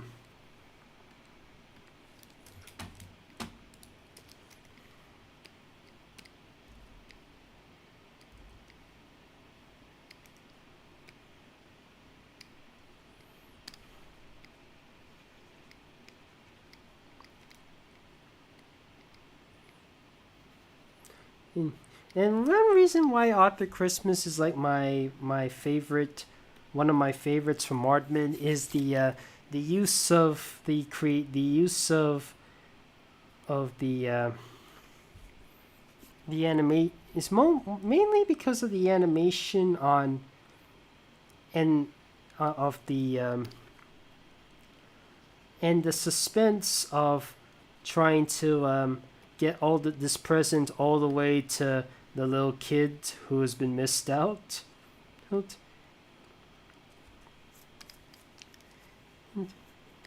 And the technology, the animation on the Santa technology and how they deliver the presents, that always brings a delight to my eyes.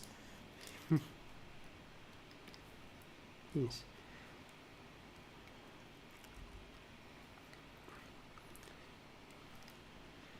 Apparently it takes about 25 hours to render the stuff in the mail room. Can you imagine 25 hours to render one frame of that scene? Yeah, it must be. I mean, can you imagine? Imagine with all the CGI we have nowadays. Imagine how difficult it must be to render so many frames a second. How long it must take. This is why you have so many different computers working on different scenes in each for each movie.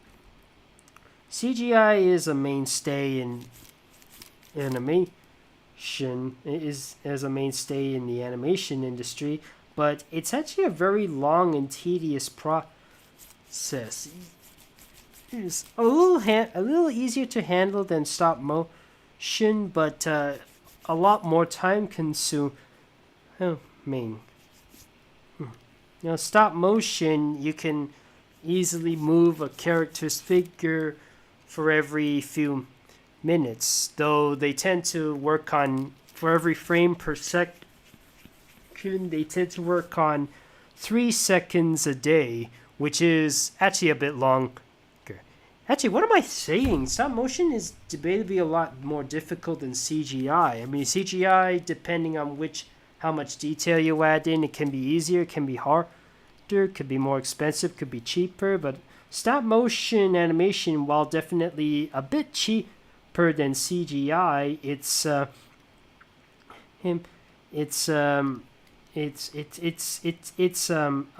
harder and consuming process. I mean, it's a lot harder to work on stop motion than it is CGI, and that's what makes CGI a lot more fun. I mean, stop motion a lot more fun. That's what I meant. Anyways, we got about seven more franchises to go, and then maybe just one more.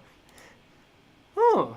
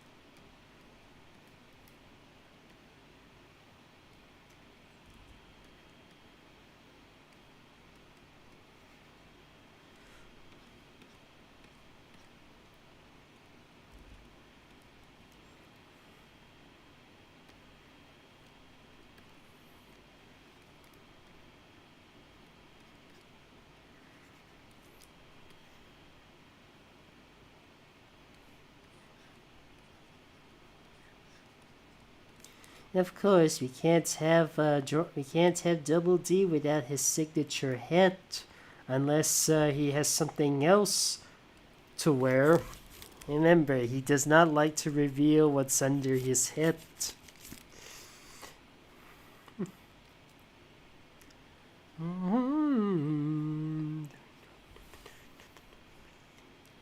Come on.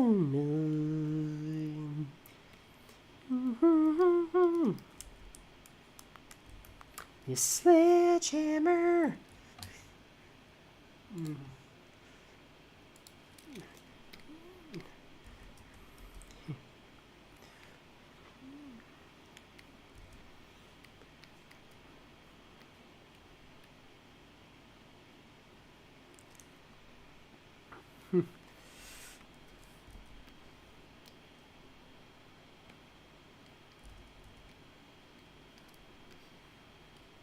Okay, I'm just gonna... It's quite amazing of what what the Aardman was able to do with Sledgehammer. Make it quite imaginative and... like with the bumper cars. There's a scene where...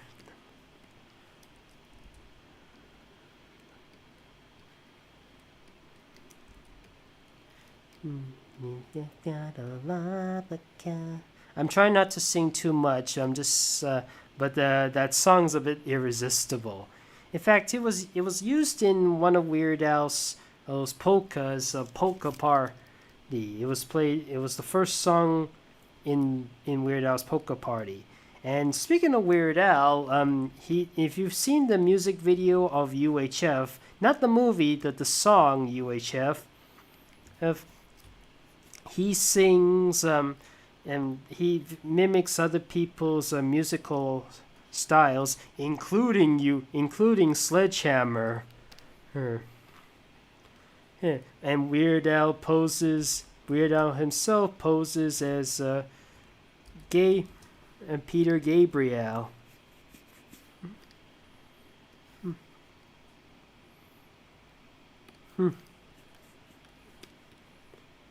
Just curious if I did anything. Nope. Well, Peter Gabriel is complete. Alright, let's see.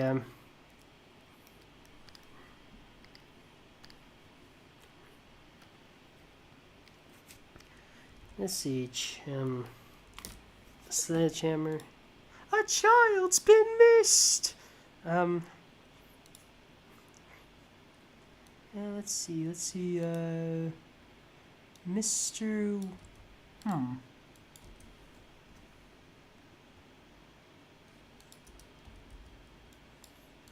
trying to remember who's the, let's see, what do we got here, Chuck, ooh, huh.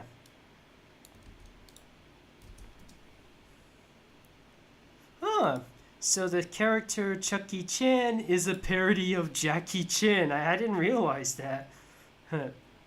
Oh, and there's also from apparently even Rugrats took the name.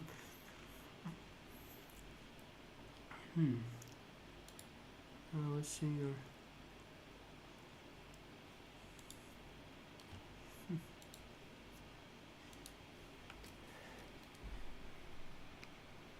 Now, I am aware that Chop Socky Chocks is not exactly a beloved franchise. Maybe there are some people who might be turned off by the visuals or something. So what was it?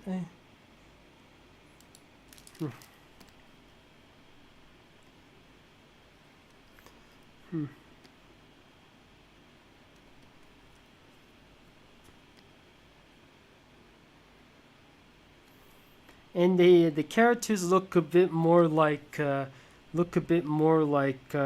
aliens than they do chickens, I'll admit.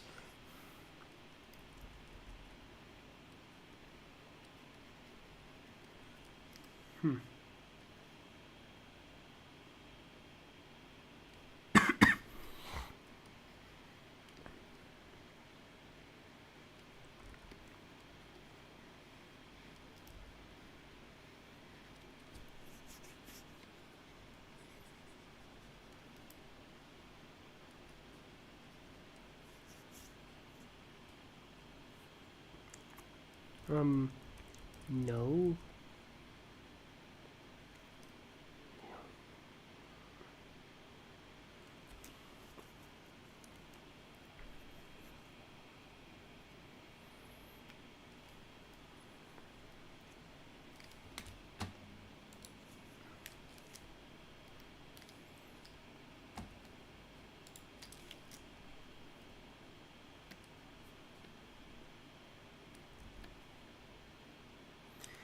By the way, before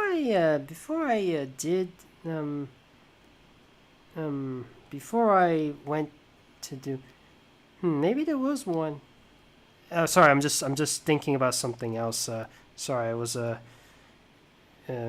was my mistake. I think I'll talk about that at the end of the live stream.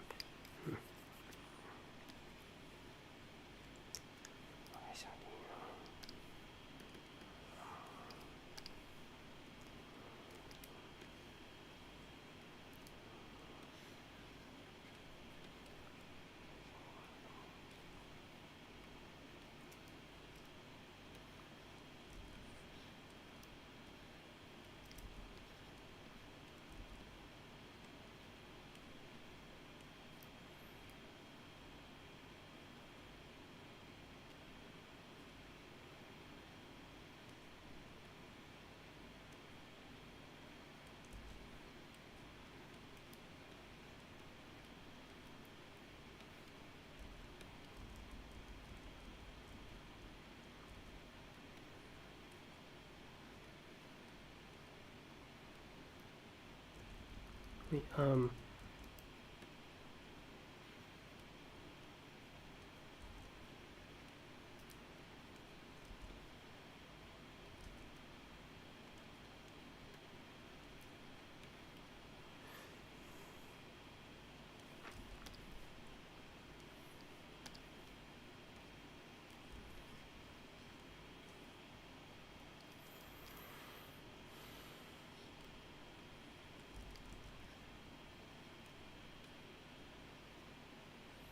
in fact, the Chicken Run characters, they look more like chickens than the Chopsaki Chop characters.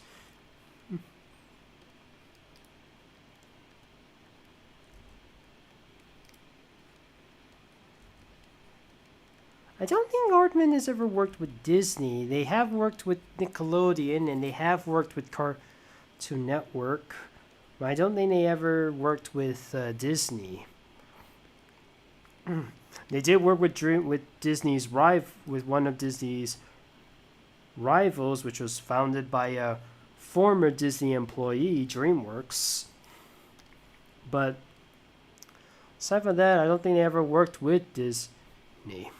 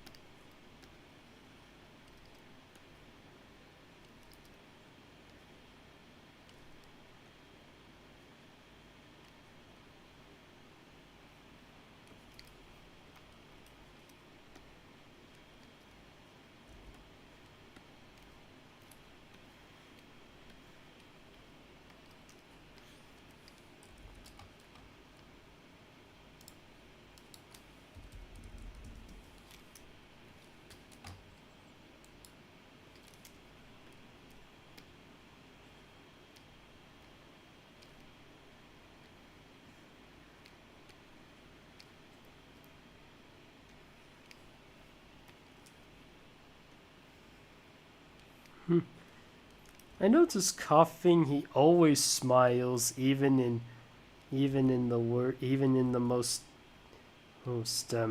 defeated and even if he's defeated or sad, and like in the Island of the Giant Pokemon, when he tells Meowth that he does not want to fight other Pokemon without his master. Pokemon are like peace lovers if are like peace lovers if they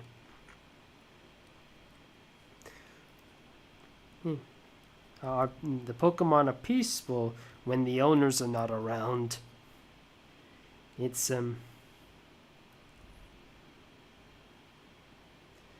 except for a few like Meowth, he just wants to battle.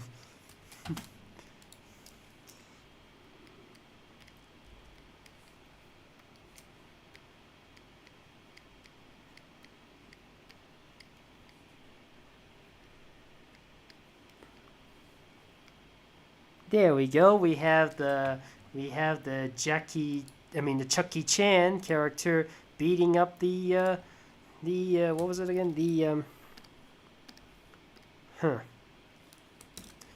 Giggles and Pib and Pog. What do I know that thing? Oh, there's a lot. Okay, Yep, it's fading away. Not fade away, not fade away.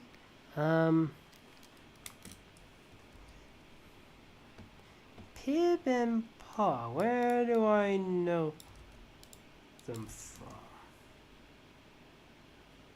Anyway, I guess this is the, like alien Mr. Potato Heads.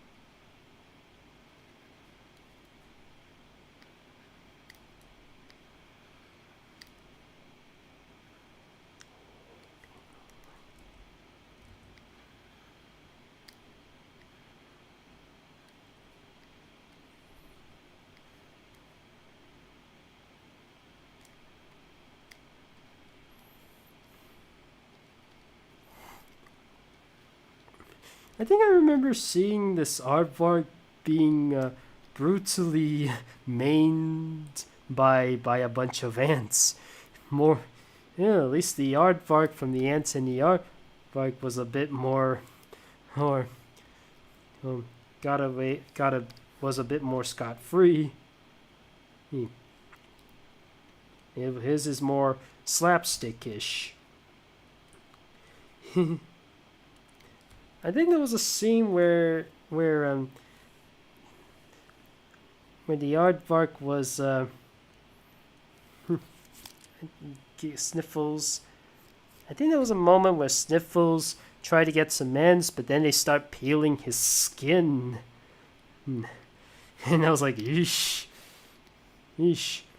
Not even Shiva's skinning fatality was this gruesome.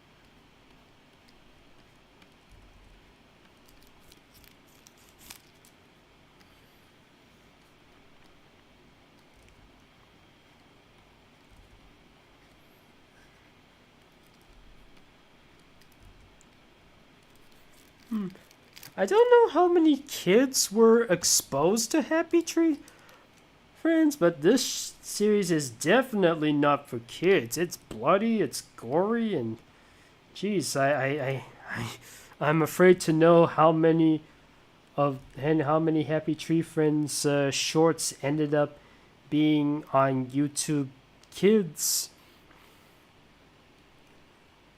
A lot of parents must have been super angry at that. I mean, there was a moment in history with the Elsa game with Spider-Man, and when he took advantage of you showing some disturbing stuff as kids content.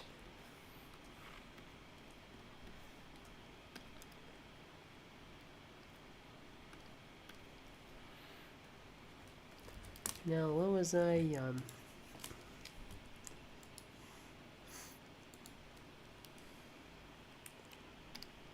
Yeah, it was made in Pib and Pog were made in 1995, the same year as the Wallace and Gromit Shard or Close Shave, the one that has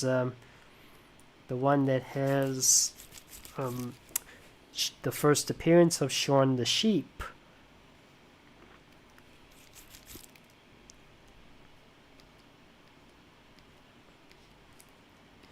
And another thing, I mean, with the whole stereotype of the CalArts style, people have to keep saying that the rounded smiles are a plague on American animation and they need to be stopped.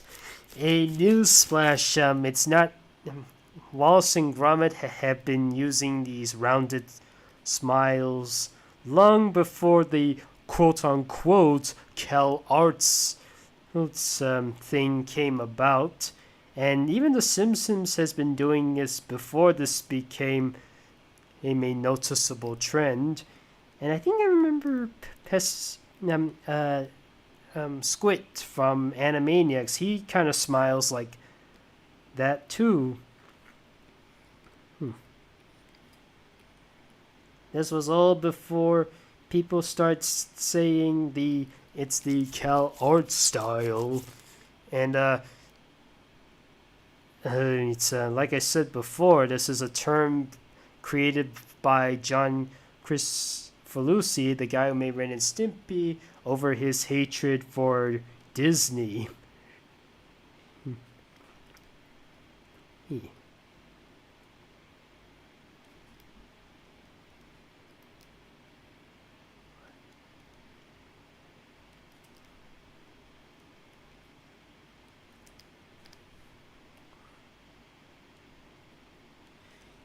The beans.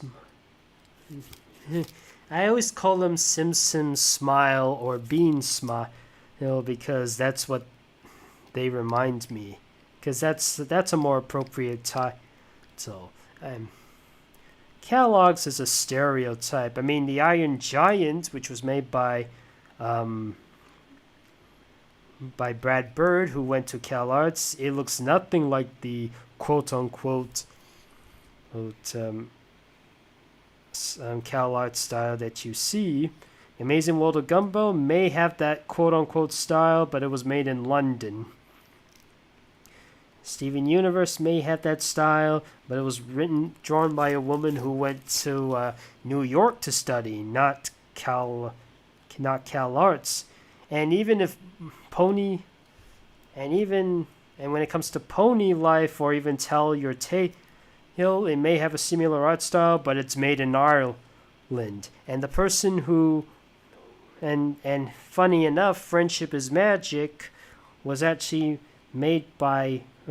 was designed by Lauren Faust, who actually did go to CalArts school.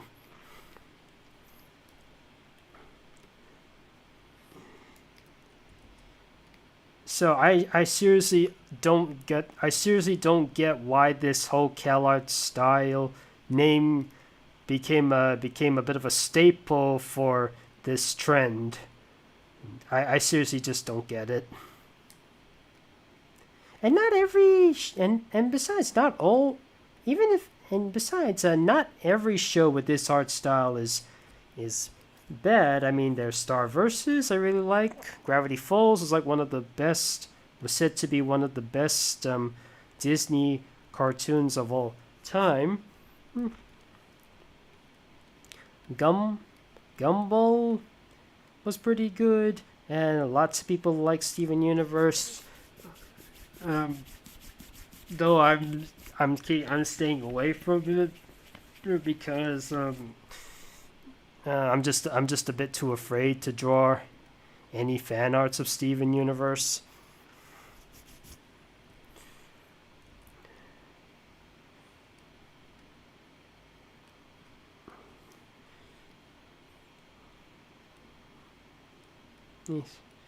Yes, I am aware it can be taken the wrong way, like with Thundercats Roar, but it shouldn't really.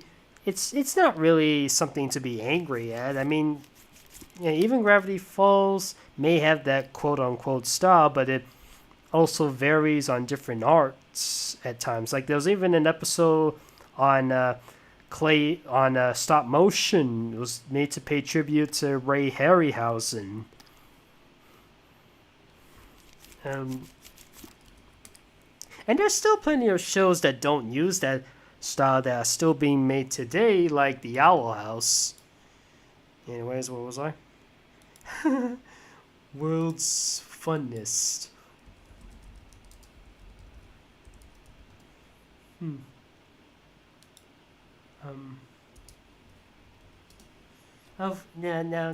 Now World's Funniest is basically a children's a preschool childish take on the DC heroes. And the characters they designed, they don't look very human. Heck, the character they did for Batman looks like Schnitzel from Chowder. So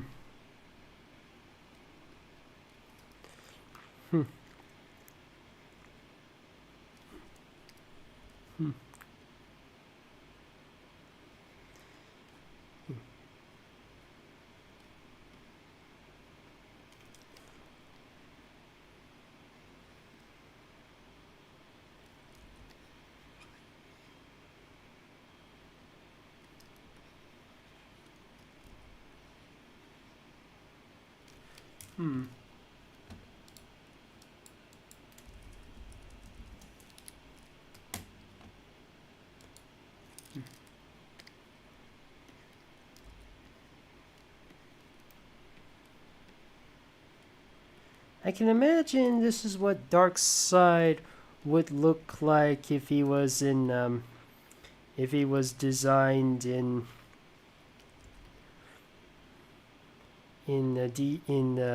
World's Funnest. And also World's Funnest was made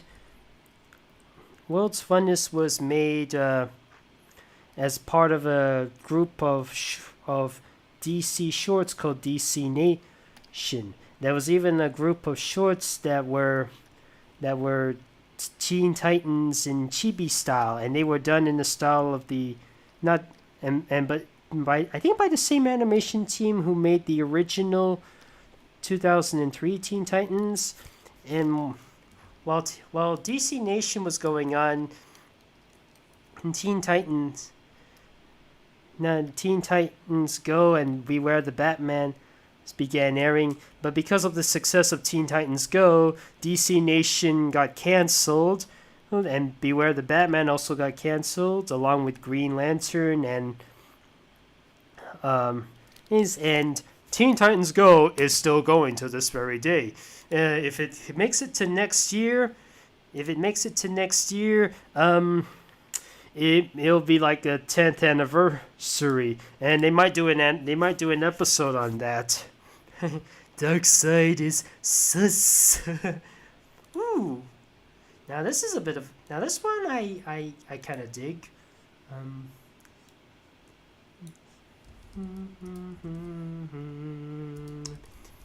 I'll be waiting. Like a sun. Now technically, for the animation on Viva Forever was not actually made by Aardman, but it was made by one of the key people at Aardman Animations. So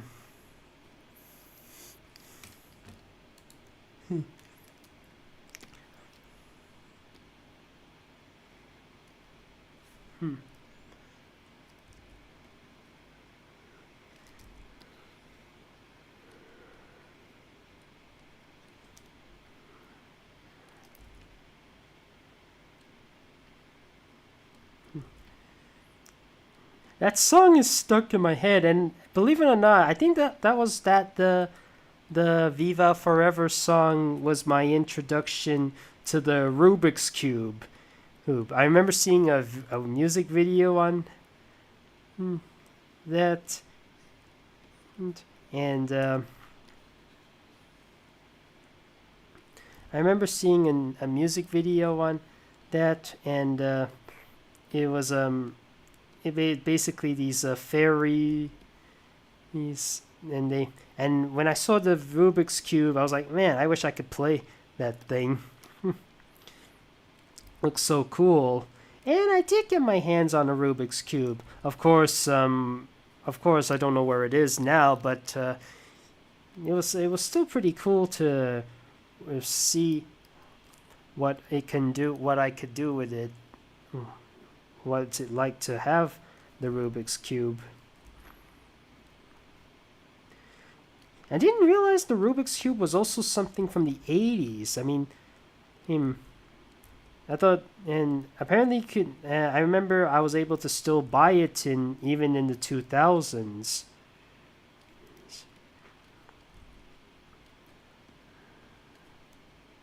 And heck, even Johnny Bravo made a reference to the Rubik's Cube. It's like when he was offered to wear some square pants, and Johnny's like, "Oh, what do you think I am, a Rubik's Cube?"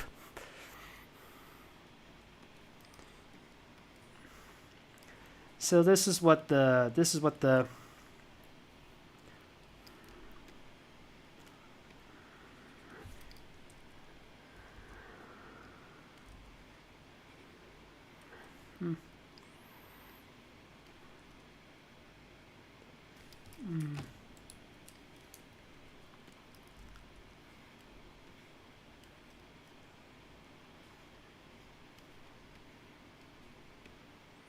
Don't worry, I'll add in the rest of her hair later.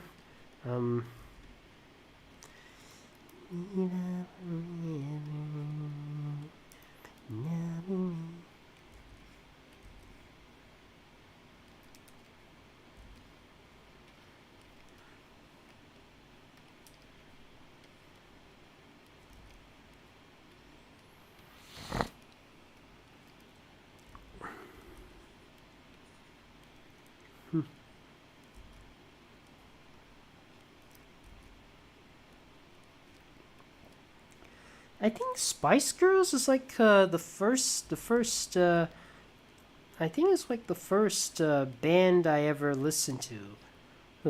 It was like the first commercialized band I was ever into. It was back when me and my sister loved the Spice Girls, and I couldn't even believe that the manager for Spice Girls would also be the same manager for S Club, which me and my sister also had fun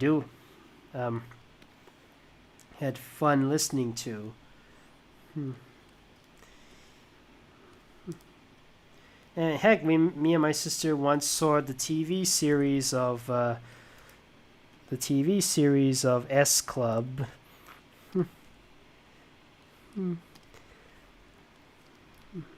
They were some great memories.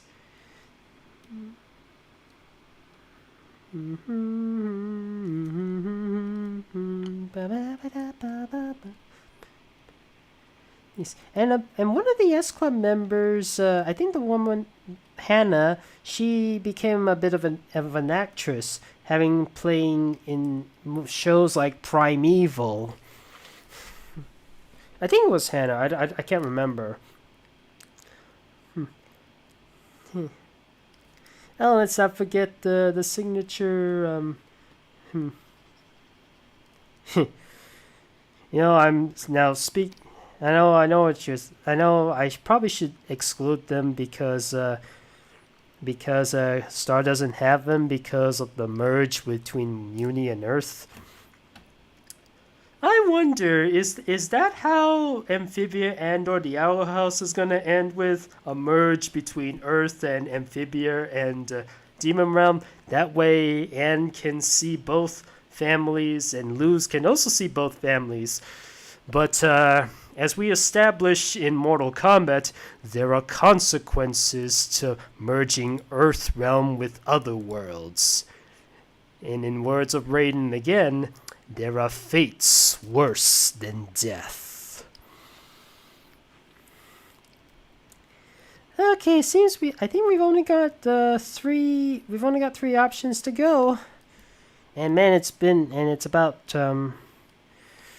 Okay, we got Stage Fright. I don't know if you guys have heard about this short. It's pretty creepy. I remember watching this in okay. I remember watching this in as a bonus DVD as of Wallace and Gromit: The Curse of the Were-Rabbit, and it was quite frightening to be precise. I mean, there's this guy with big teeth, with the sharp teeth, and when he actually dies, he goes to hell. What was it again? Teen Titans Go has become the big cash cow for both Cartoon Network and DC. What else is new?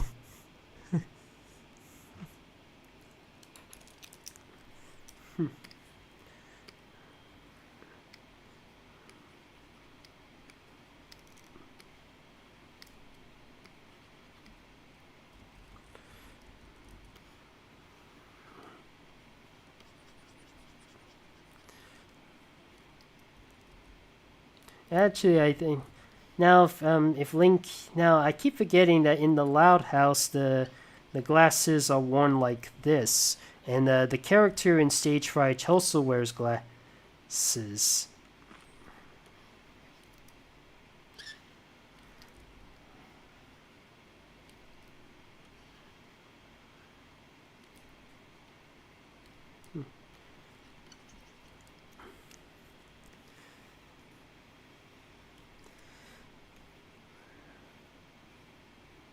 I told you, he has sharp teeth.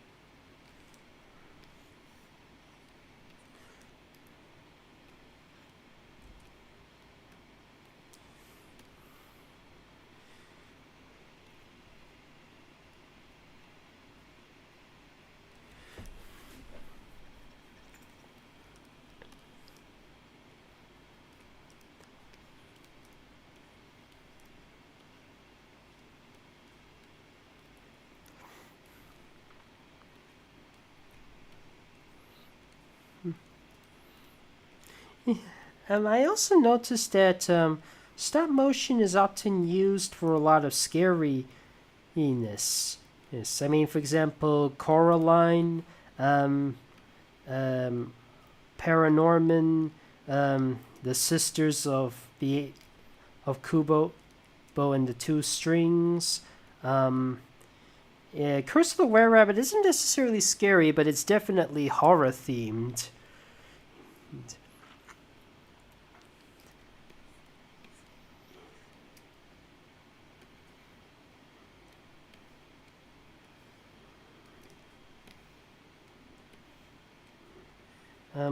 And there are some exceptions, of course, like Chicken Run and the Pirates Band of Misfits, but for the most part, stop motion is often used for scary or horror stuff. And I'm supposed to, what was that other? Let me just move Lincoln here to another location, and also draw.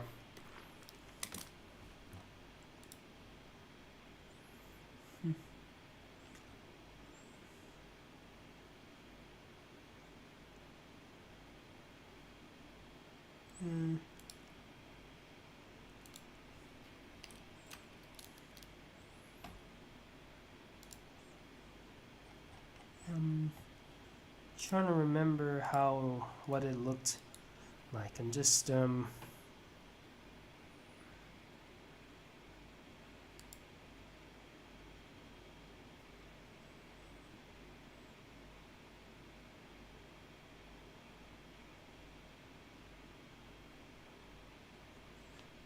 know mine, I'll just have to exaggerate a little bit.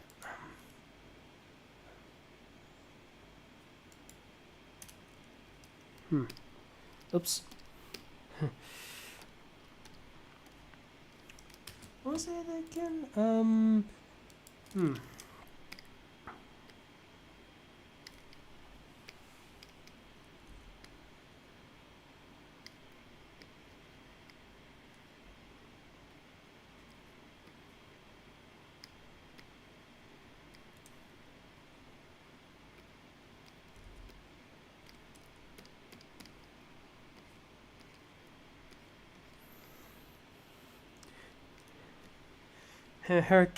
Apparently her hair is super curly and blue, and I think this was made. It was and it looks almost like Marge Simpson, except it's a little bit more round, let's say, and there's a lot more swirls around, like this, or this, or this, or this, or this. Or this.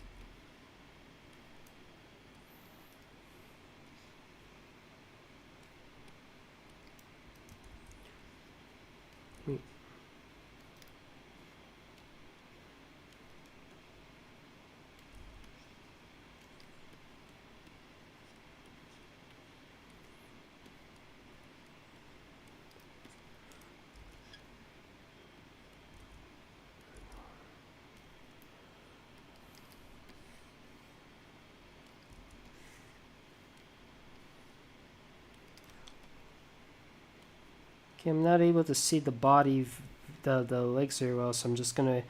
I'll modify. I'll probably modify this once I have a better look at the character's body. I didn't have enough time to take a look at. I didn't have enough time to take a look at the short. Yeah. Yeah, that's the those are the characters from Stage Fright. This evil spiky haired guy and this scared. Okay,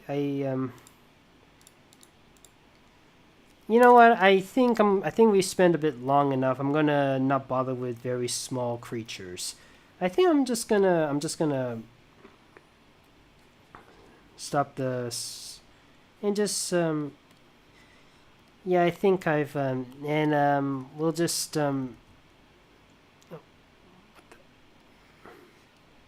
right, let's finish this off with Robin.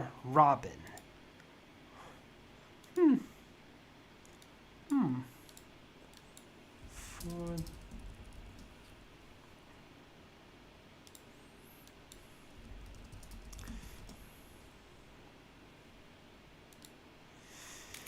and funny enough, I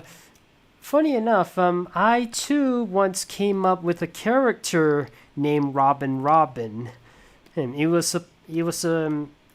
during Skylanders Imagining, I came up with it was supposed to be there was supposed to be a bit of an there was supposed to be like an extra scene with there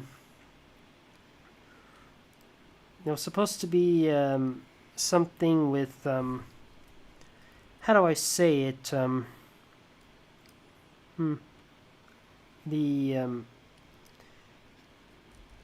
Let's say when Jetvac, in my world, when Jetvac and Pop Fizz they left Skylanders University, the characters like Drainstorm and Vulture Sculpture, they're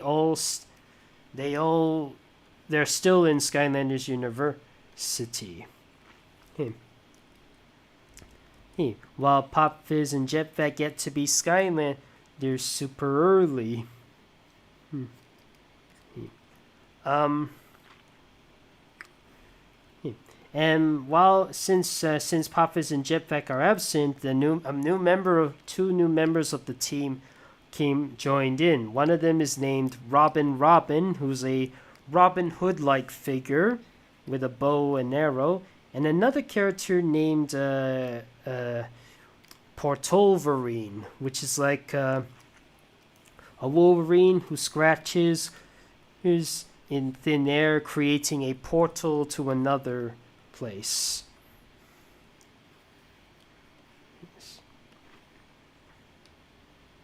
Yes. You can see there. I would later make them as Imaginators in my. And this was in 2016. This was long before Aardman also had the name of Robin. It's a coincidence. I would not sue Aardman for the name. I don't have the money or the power to do that.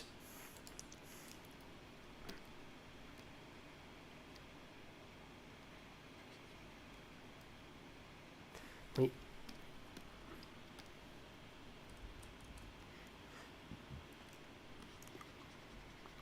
Now this is one of the few times where the bird is not the traditional cartoony look of Aardman. It's not like one of the toothy birds like in Chicken Run, or even like anthropomorphized with little beady eyes like Feathers McGraw. Oh, by the way, I think I forgot to mention something about Feathers McGraw earlier. Did you know that Feathers McGraw cameoed in Amphibia? I'm not kidding. In the museum episode of Amphibia, there's not the one with the Grunkle Stan Frog or the the Seuss Frog. The other museum, the one in Anne's homeworld, the one with Dr. Jan, who's voiced by Tiana, by the same woman who voiced Tiana in The Princess and the Frog. And funny enough, King Andreas is voiced by the same guy who voiced the Shadow Man in Princess and the Frog. And Amphibia and Princess of the Frog are frog related. Anyways, if you look at the security guards, you might notice there's a poster that says "Wanted. Have you seen this chicken?" And it shows a penguin with a rubber glove on his head. That's Feathers McGraw. See that episode, and you'll find it. And it's actually pretty funny.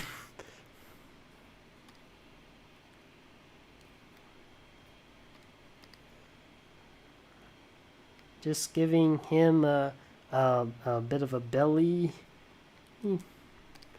Robins do have a red belly, right? Or maybe it was just a red face. I don't know. I'll have to modify that.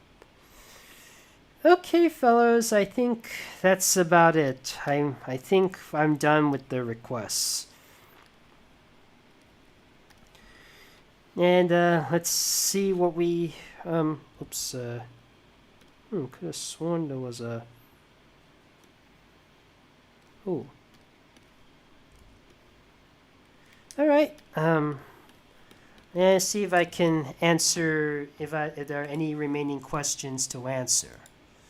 I sent an idea to perhaps anything to do with off screen. Let's see.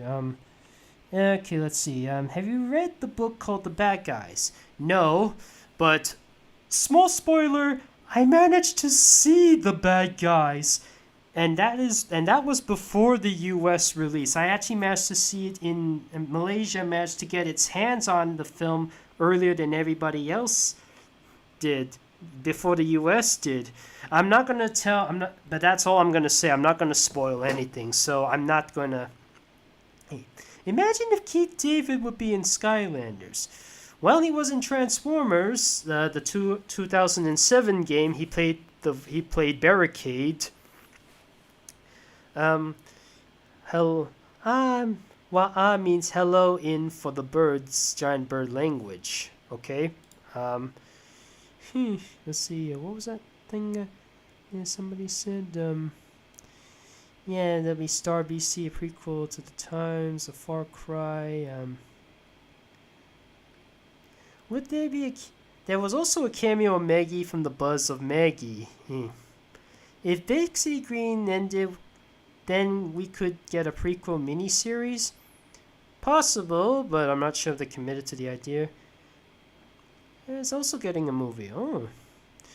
Some says the people with the lawsuit for the Shazam, Captain Marvel, Miss Marvel thing. Shit, it's a good Pixar. I have not seen For the Birds. For the Birds is really short. He's off. Mr. Spoons. Okay. Off screen, do Mario as Wallace and Gromit. Okay, I'll get to. Hell, Jordan should get more love. A lot of people hate Teen Titans Go. It's better off Butterfly Wings, because that's her last name. Okay, think Fong, Tennessee. Oh, would you mind if you draw Mr. Tweety in the middle of Dr. Neo Cortex? We'll draw this idea off screen. Okay. Any plans for Big Brother or Wipeout livestream in summer? I don't know. Can you do a horror-themed livestream on Halloween? Well, I did sort of try doing that, but people just weren't interested. Right. And does Nickelodeon and Incredibots have both the anniversary in December 1st? That's Rolling Rays. Don't soil it, Michael. This live stream is kind of okay, I guess. So what's the next one going to be? Okay, for my next... Alright, fellas. Time to announce what my next live stream is going to be. First, the date. It's coming on my birthday. Next week. And secondly, what is the theme? 2 memorable quotes. What's up, Doc? And... You're despicable. Because, oddly enough, that franchise, my birthday is on the anniversary of that franchise. Yeah, I was born in 1994, so 94 minus 30. It was on the 64th anniversary of that franchise. But in the next live stream, it'll be on its 92nd anniversary. And if and you gotta be very, very quiet for this one, because I'll be drawing some rabbits. thank you for coming and have a suffering succotash great day. Hope you don't tore any putty tits. And thank you for joining me. Thank you for this wonderful live stream. I hope you've enjoyed this video, and I'll end it with that's all, folks.